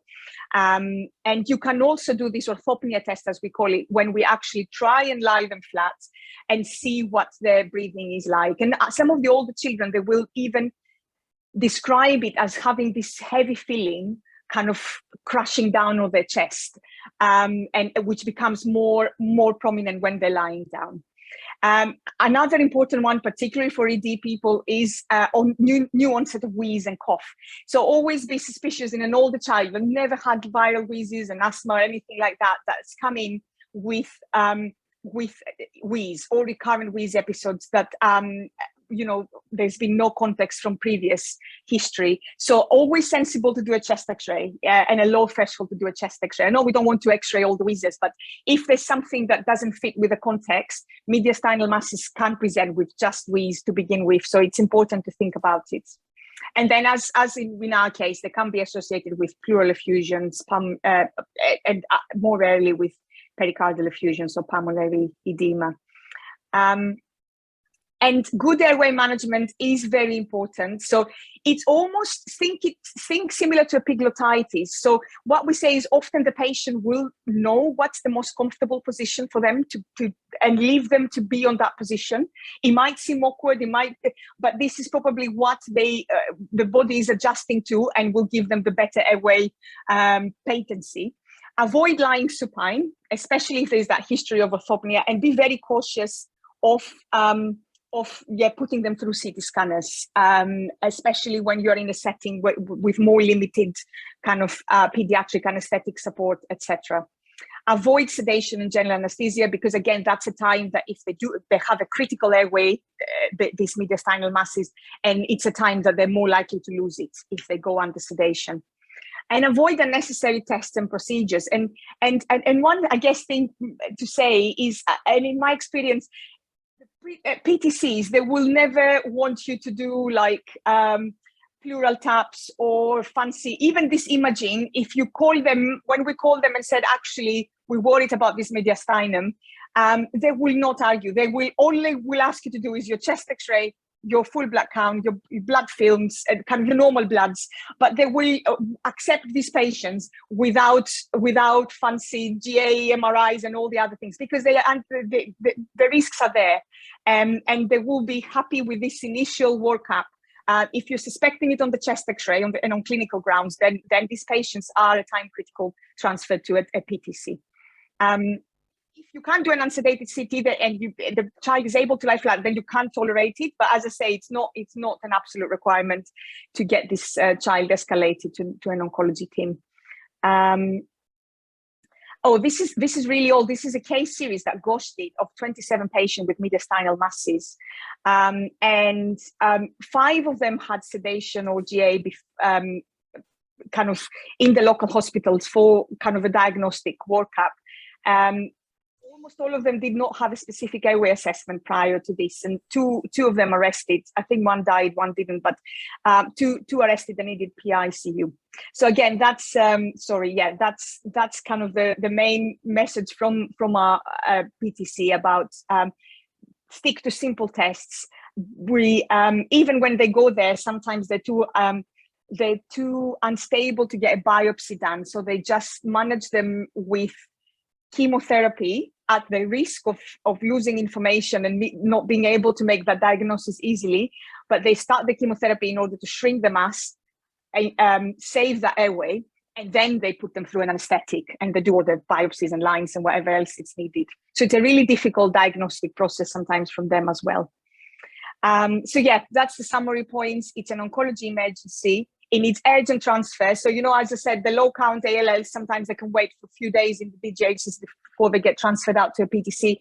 The mediastinal mass needs to go. It's a blue light, time critical transfer. It needs to go to a PTC as quickly as possible. And they'll always find a way to accommodate these patients. Initial good airway management is key to avoid morbidity and mortality. They are at risk of having a sudden respiratory arrest, particularly if you put them through sedation, GA, or lie them flat. And yeah, I think the rest. Yeah, and that sometimes we do start treatment before we even do a CT or tissue diagnosis. So before we put them through GA or sedation, if we feel it's risky to do so. In the same context of the mediastinal mass, just a couple of slides for SVC obstruction, because it often happens in the same context. If you have a big mass in your mediastinum, it can obstruct, it can compress your SVC and cause obstruction. Oncology patients can also get this if they have thrombosis on the SVC because of the central lines. And they do present with kind of a facial chest wall edema. You get distended neck veins. And one of the kind of brownie points in terms of managing these patients with a mediastinal mass and risk or features suspected SVC obstruction is to try and cannulate them on the lower limbs as opposed to the upper limbs, because the upper limb cannulation can increase theoretically the risk of cerebral edema. So it's kind of mentioned in the fine print of managing these patients. I'll really whiz through it, but this is essentially a girl that we had again a couple of years ago.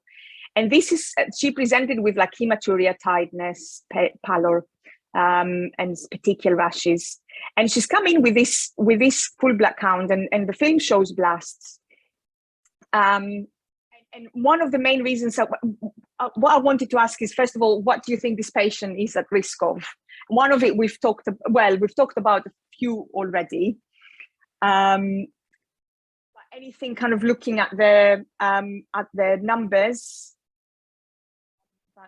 Yeah, so tumor, absolutely. So, and we mentioned that already. So very high white cell count. So they would be at high risk of tumor lysis. Oh, sorry, I might have to, yeah. And the other one is leukostasis, which is essentially because of this very high white cell count. Let me, I've got my warning, so I'm just going to probably whiz through a little bit on that, but we are getting to the end. So leukostasis is when you get this tumor, the white cells, the blasts, that sludge through the small capillaries, and they can cause infractions, cerebral and pulmonary microcirculatory failure, with hypoxia, infarcts, or hemorrhage. So they can give you like a DIC picture. Depending on where it happens, it can be like a overall DIC picture. It can be strokes. It can be renal vein thrombosis. So it's a really, really scary, life-threatening kind of fractions that can happen and bleeds that can happen throughout the body. And when you have a high white cell count, obviously it's the higher risk. However, AML, which is the blasts tend to be bigger, it can happen with a lower count as well. So if you're suspecting AML, you might have that. You might get leukostasis with lower counts. And one thing to mention, to take away from it, is it's a time critical emergency. They do need a process called leukapheresis, so they go to intensive care and they basically get the bloods taken out. They remove the machine removes the white cells, and then they get the blood back without the excess white cells. And it's a very intensive procedure, and there is a specific team that is on call to do that in PICU, in PTCs, if it's needed.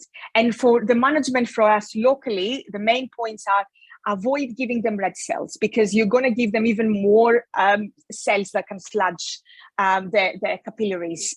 So packed red cells do have a very high kind of hematocrit, and they will precipitate. So so this patient that we were talking about, his hemoglobin was 50, you probably wouldn't even transfuse here, unless there's any clinical consensus of kind of decompensation from this anemia. You can correct the platelets, correct the coagulopathy, that's all fine. But for your red cells, if you need to do it, you need to discuss it with your PTC and do it in very small aliquots, like 5 mL per kilo, and reassess, and then another 5 mL per kilo and reassess. And that's the main point. So yeah, transfuse platelets, but avoid red cells, and speak to your tertiary centers, because they will need very urgent treatment. I'm not sure if I literally have one slide for each of these. So raised intracranial pressure can happen in primary in brain tumors or brain mets, but also with other complications like hemorrhage, thrombosis, abscess, that can happen in context of chemotherapy as well. So I think we all know the clinical features of raised ICP, and the fact that we do need urgent neuroimaging to look at this, and discussion with the neurosurgeons. Often we will need some, depending on the situation, we can give mannitol or hypertonic saline, and also start some dexamethasone.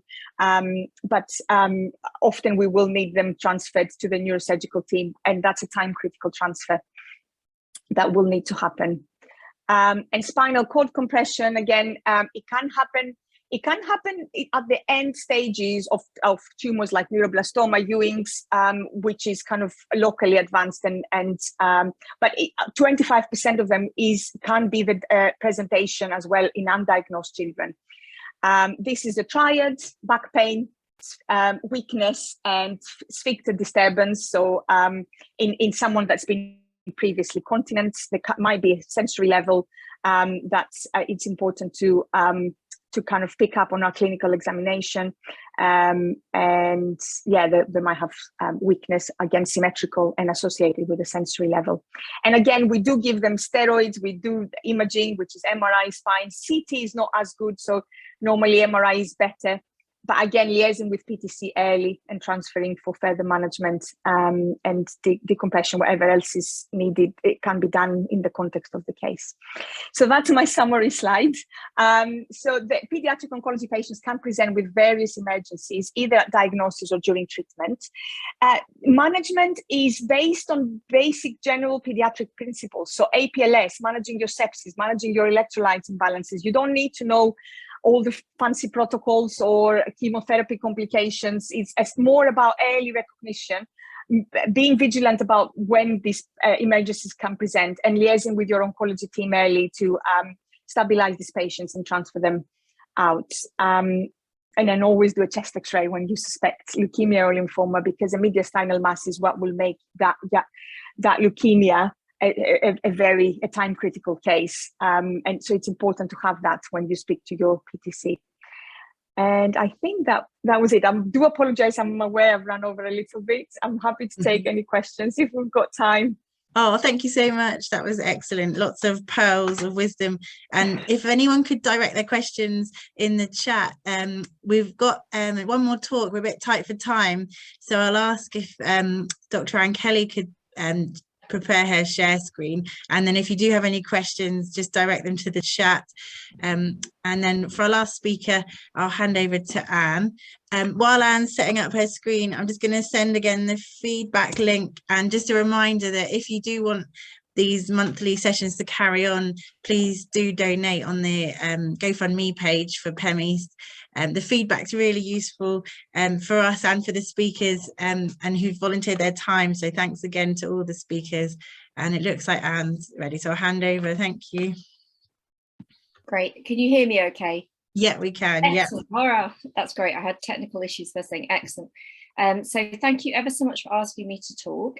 So I'm, as you've already said, I'm Anne. I'm now actually based at Great Ormond Street, but until recently I was based in Addenbrooke's. I just do one clinic now at Addenbrooke's, and most of the rest of the time I'm doing mainly haemophilia, bit of lab and bit of transfusion at Great Ormond Street. So would like to start with a couple of cases just to sort of illustrate some of the learning points. So this is based on a real case. A little boy presents at 5 days of age with poor feeding and is irritable. So a not uncommon presentation within general paediatrics.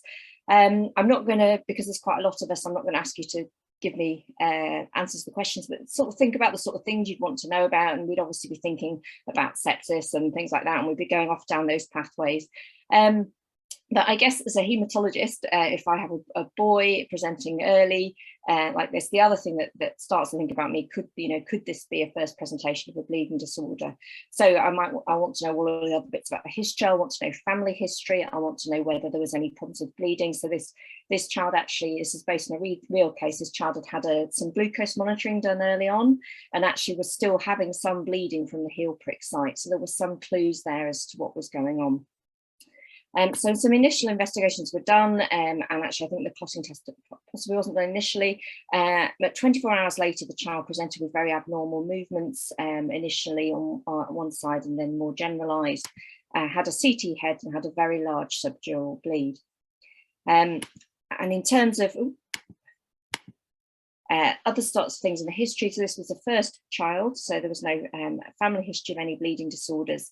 And the clotting was indeed very abnormal. So we had a very prolonged APTT of more than 80 seconds, and this didn't correct on a mixing study. And a mixing study is where you mix the child's plasma with plasma from a normal donor. And if you think about it, if something's missing from that, when you add in the normal plasma, if something's missing, it will correct. If there's an inhibitor there, it won't correct. And in this situation, it did correct, suggesting there was a missing factor.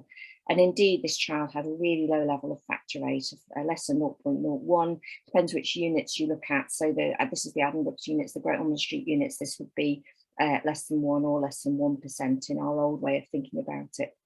So this child had a diagnosis of severe haemophilia A. Now, in terms of management, this is one of the sort of dreaded things that we see in children with severe bleeding disorders, is having an intracranial bleed so early on. And we know that we're going to need to give very intensive factor replacement for this child.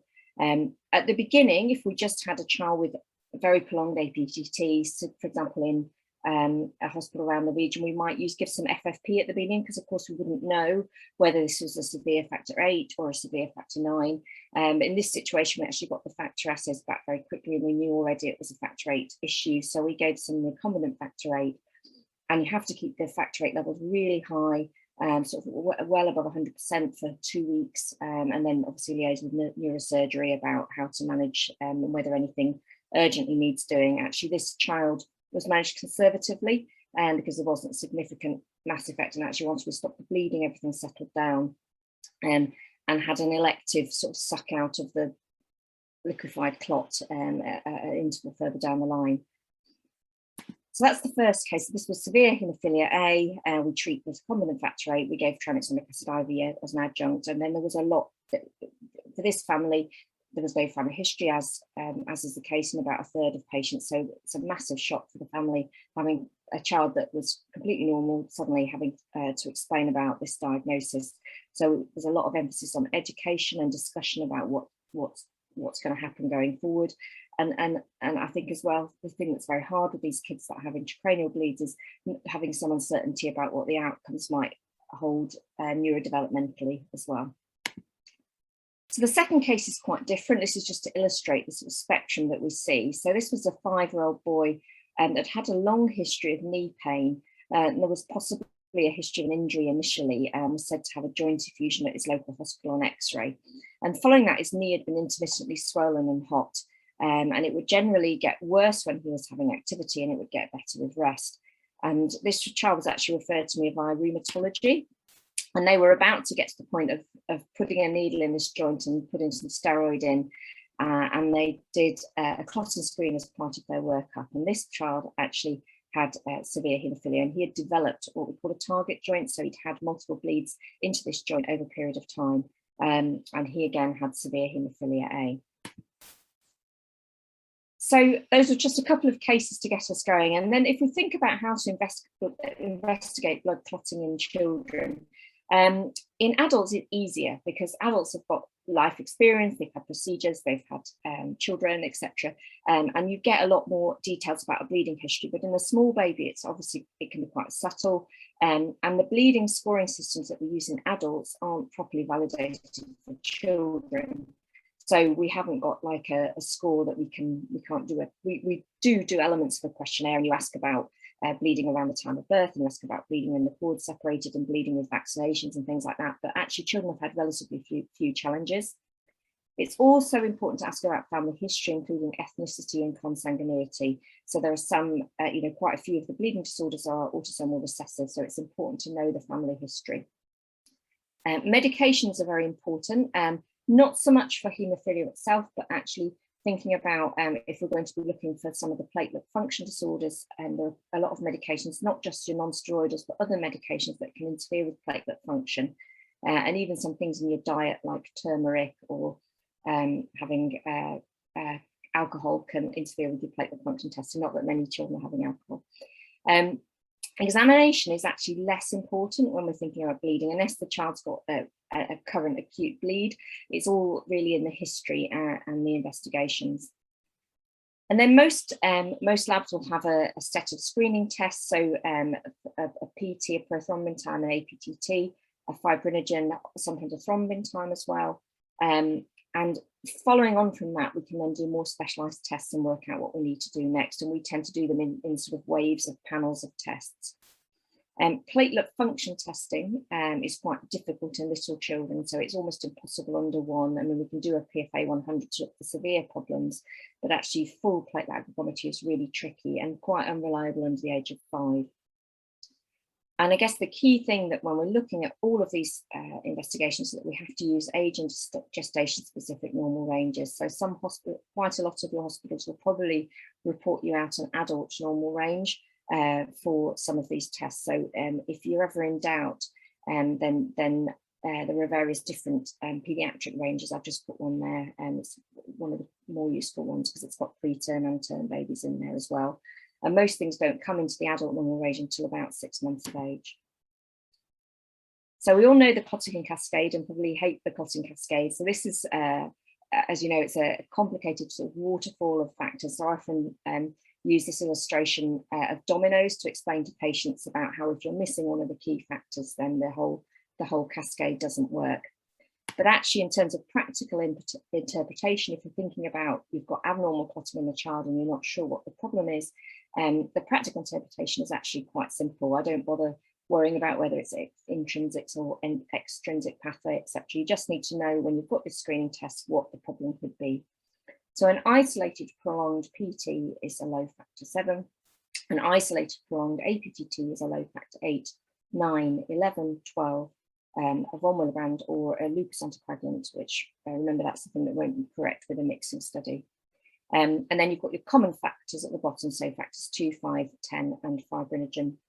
And then off the bottom of the pathway, things that will actually cause potentially severe bleeding, potentially in the neonatal period, but with completely normal screening tests, remember, are factor 13, which is what cross-links your fibrin, and severe platelet function disorders. So typically the Glanzmann's is the classical example of that. So these will be children that present with severe bleeding, potentially an intracranial bleed in the perinatal period, but have normal clotting screening. So this is why, you know, you have a bleeding in a child and you've done the clotting screening.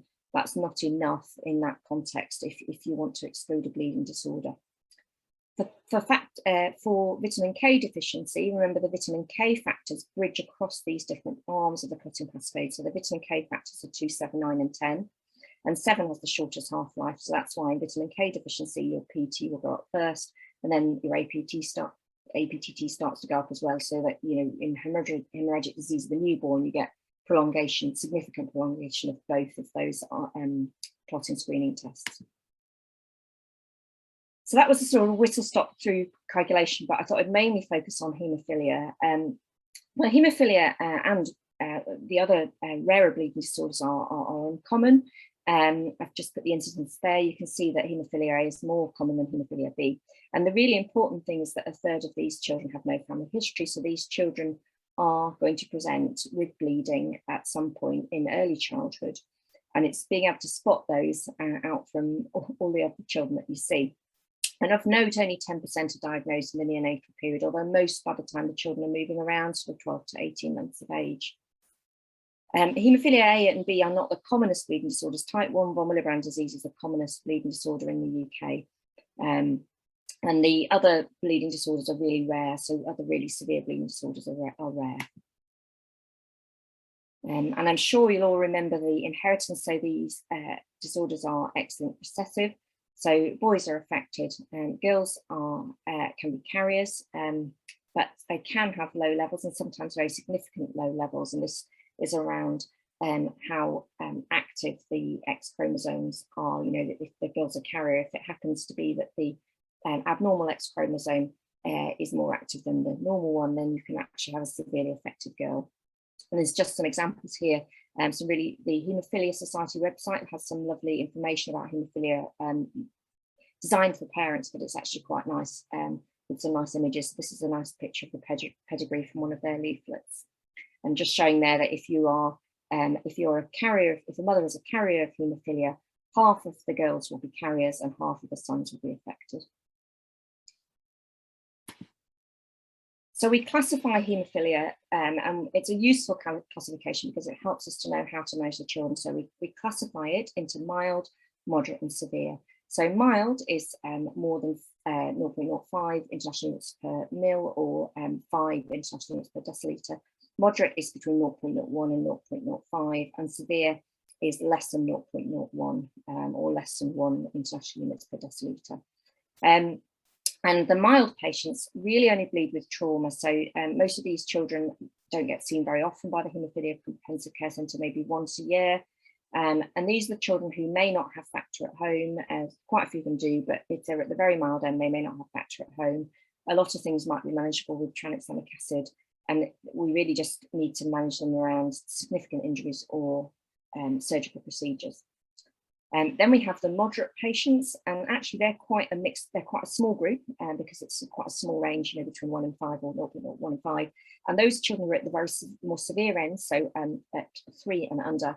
Most of these children are now on prophylaxis. There are a minority that aren't. The more mild moderates are on demand treatment, but these families will have some factor at home. And these are the children that might come up to your A&E department that might need, we might need your help to give the factor to the children.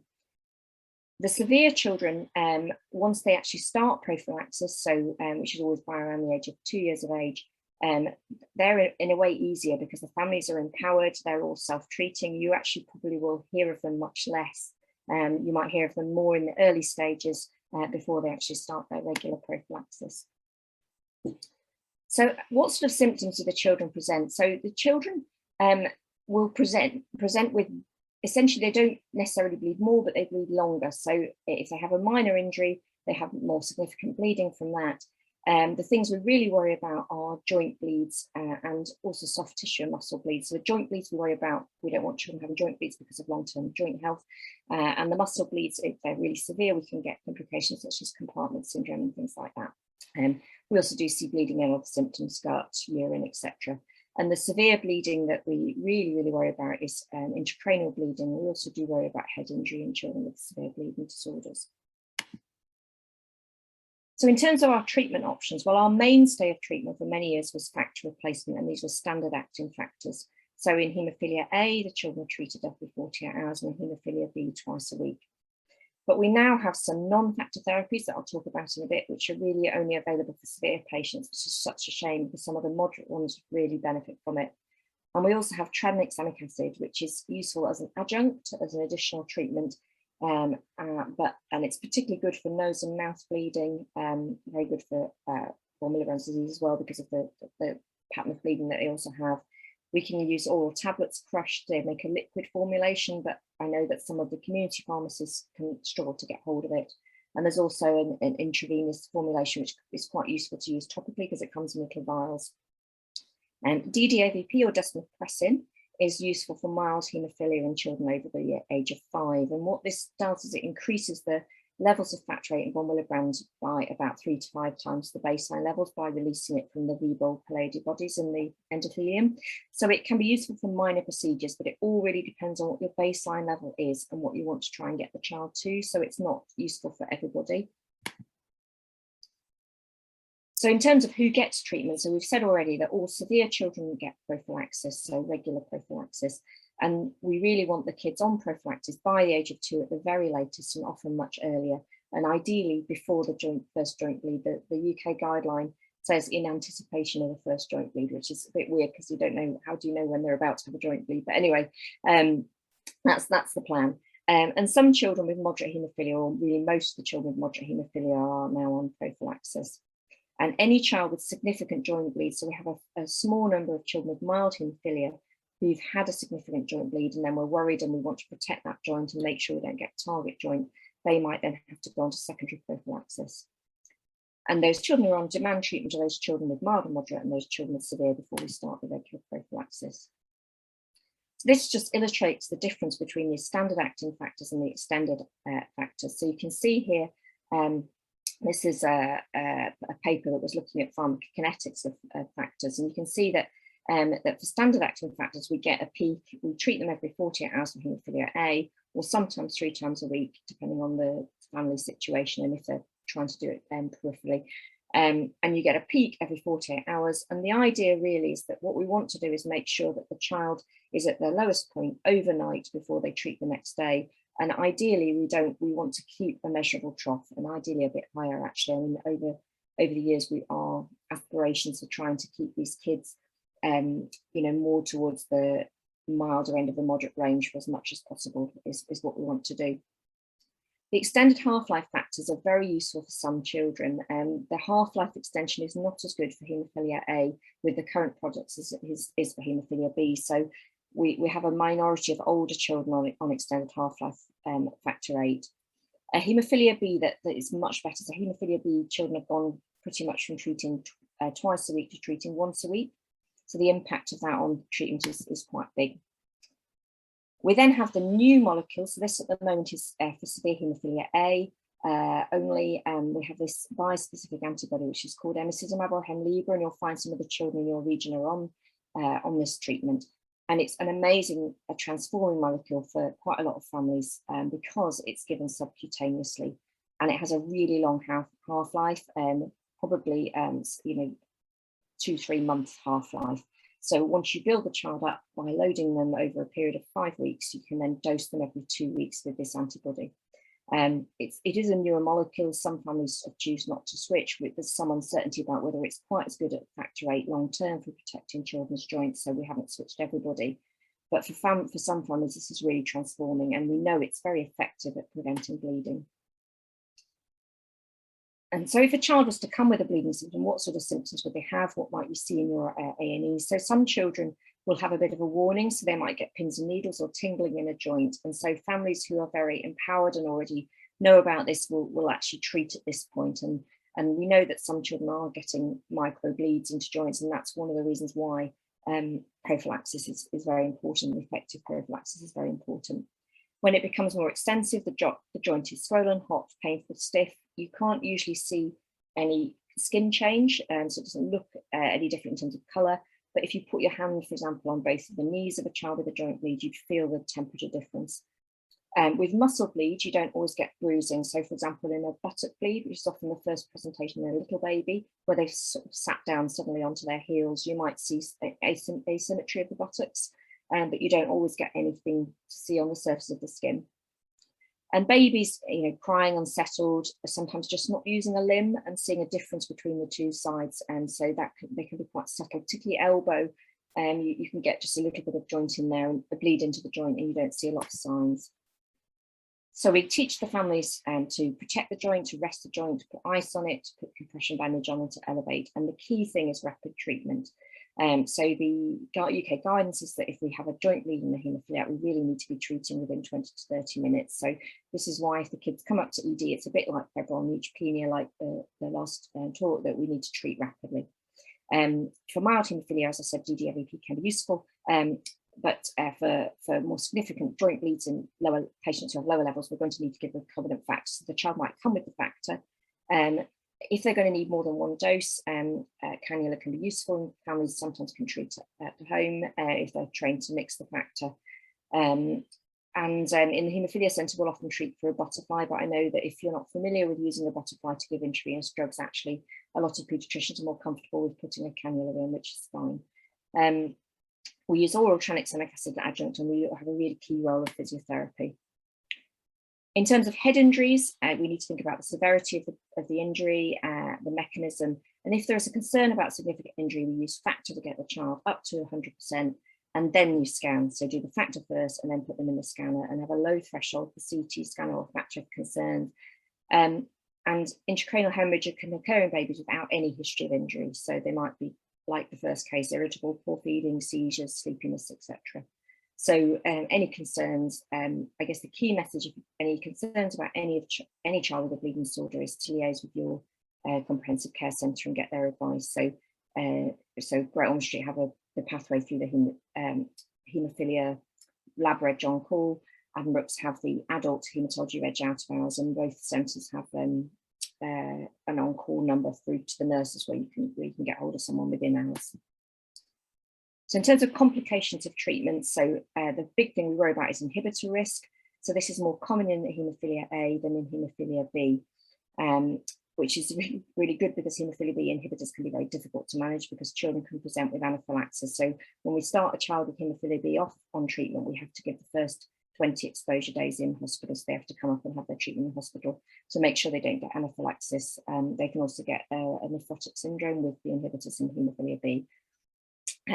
And we treat the inhibitors with immune tolerance, and we look out for them. So we do regular surveillance and testing every third exposure day, and we treat it by saturating the body with lots of factor. And then we might, in the meantime, have to use something different to prevent the child from bleeding. So we tend to use Nova 7, which is a recombinant factor. If we have real problems, very occasionally, historically, we used to use fever, which is a plasma-derived factor, but since emicizumab in haemophilia A, we're actually using emicizumab now as prophylaxis in children. So I'll just skip past this for time, but how am I all right for time, or should I?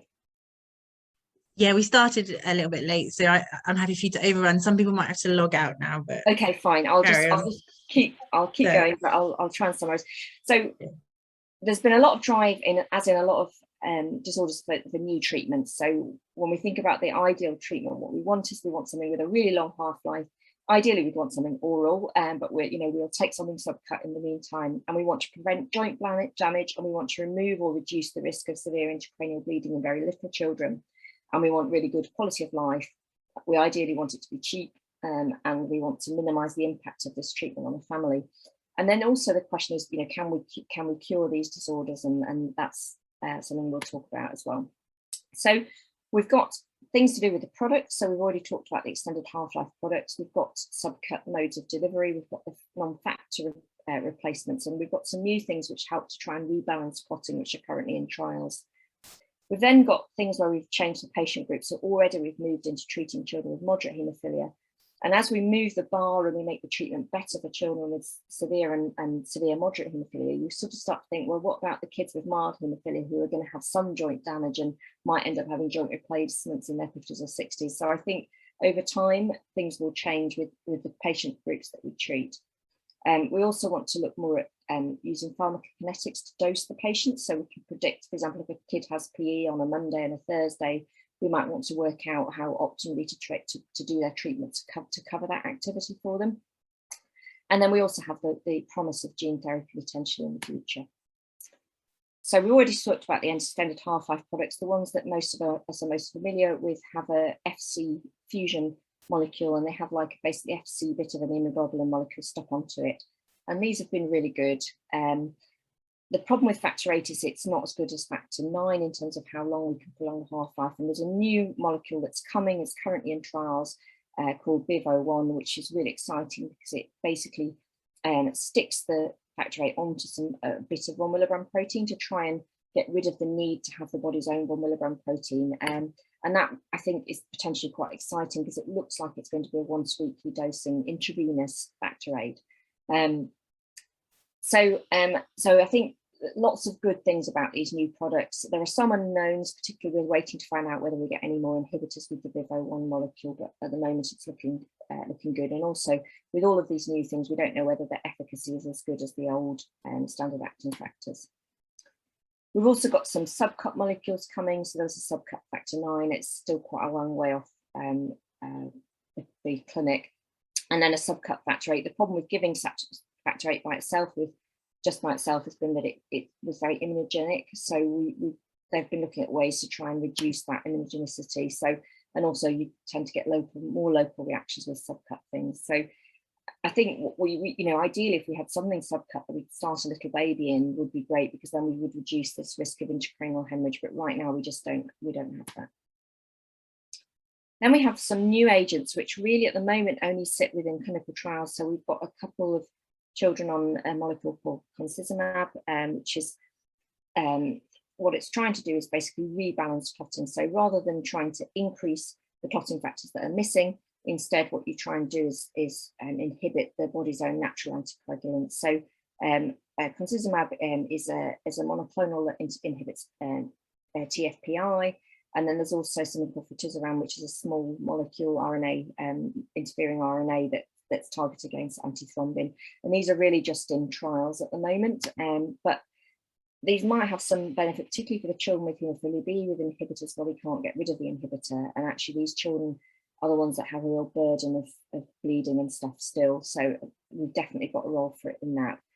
The big unknown is when you rebalance clotting, are you going to have, we already know that there were some problems with the fitusiran molecule with thrombosis. So what's the thrombotic profile going to be like of these drugs long term?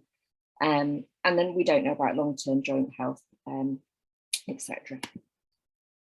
So the other really exciting thing is gene therapy. So the potential for gene therapy is to cure the children or switch them into being mild haemophilia. And this has been most exciting for haemophilia B. So the graph on the left there is just showing all the different participants in the haemophilia B trial, and you can see that they're really getting really good levels. I mean, some of these participants are up at 30–40%, so near normal levels. And this is using a variant that has a particularly high activity variant, and it's been particularly good for haemophilia B.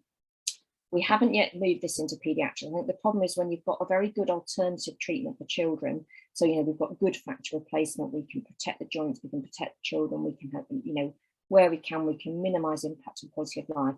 It's quite hard to then think about putting children into a gene therapy trial where we don't know about the effects on the liver. We know that some of the adults get a transient transaminitis. You know, what's the impact of that in terms of liver toxicity? How long is the effect going to last for? And we know that the avian associated viruses that you use for gene therapy, we're getting better ones all the time.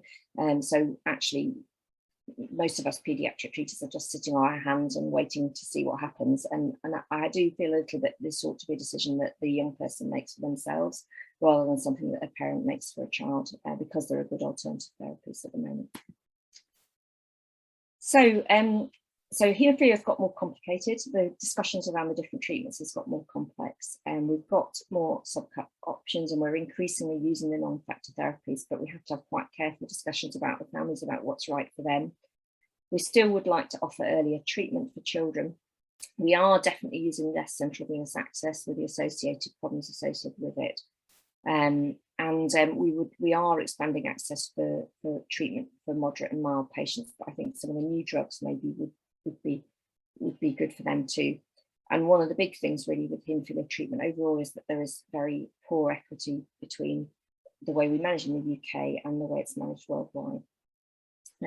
So I think I'll leave it there. I don't know if this, that was just a thing about NAI testing, but that's all a bit contentious at the moment. There's a new guideline being written about coagulation testing in NAI, so watch this space. So, and anything else? Any questions or? Oh, excellent, thank you. If people want to raise their hand if they've got a question, or type in the chat. And in the meantime, I just had one question. In terms of the known haemophilia patient who presents to the ED with a joint effusion, what sort of time frame would you want them to be having the factors, and do we access that via kind of local haematology consultants that cover for adults, or would you expect us to call a tertiary peds haematologist? So it slightly depends. So first of all, a lot of the children will come with the factor with them. Mm-hmm. So you can be getting IV access, you know, putting the cream on away. So the guideline says, I think, within 20 minutes, which is quite hard to achieve in a busy ED department. But mm-hmm. I think you're aiming 20 to 30 minutes. I think certainly if you kind of think about managing it like febrile neutropenia, that's the aim. When I audited it in Addenbrooke's a while ago, it was nowhere near as good as that. And I think the trouble is that a lot of the families are self-treating, so you actually see a relatively small number. You see probably more of the von Willebrand kids coming in with nosebleeds than you do the haemophilia boys coming in with joint bleeds, I would say. In terms of who you call, I'd say it's a little bit unit specific. I think so in the London region, I think most of you guys will call through to Great Ormond Street haemophilia red, the lab red John Call. I think that's appropriate because we know the children, and they will give guidance about what dose to give, etc. Some of the units in the east of England have very good systems within adult haematology, and they will do some advising on joint bleeds. But I think it is actually useful for the comprehensive care centre to be aware, because otherwise we don't always know what's gone on, and then the kid comes to clinic, you know, a couple of months later, and they talk about the bad joint bleed they had, and they haven't recorded it properly themselves on Haem-Track, which is the thing that families do. It's actually it's not great. So I probably would overall say I would prefer a call to the comprehensive care centre myself, but I know that some local units have very long-standing systems in place where they would call their adult haematologist for advice. I think the key thing is rapidity. If you've got a definitive joint bleed in a child, is rapid treatment. And most of the families who run at that kind of low level will come with factor anyway. Okay, thank you. There's a couple of comments and questions. Raj says that A&Es used to stock most of these factors. I don't know if that's your experience. Or... It really varies, I would say, Mike. So in the east of England, I think a lot of A&Es do stock the factors, you know, so I know a lot of A&Es stock factors. They don't stock them all. So you might have a child that that's previously had, because we should where possible try and give the same factor to the child each time. So not all A&Es will have everything, but yeah, I mean, you're right. Most A&Es, there's quite a few do. I think a lot of the GOSH patients, not all of the A&Es do stop the right factor, and particularly the von Willebrands, for the type 2 von Willebrands have moved mostly over to one centre and away for Y-late, and a lot of local hospitals will have Y-late, which is just one of the other von Willebrand concentrates. So a lot of the von Willebrands will have,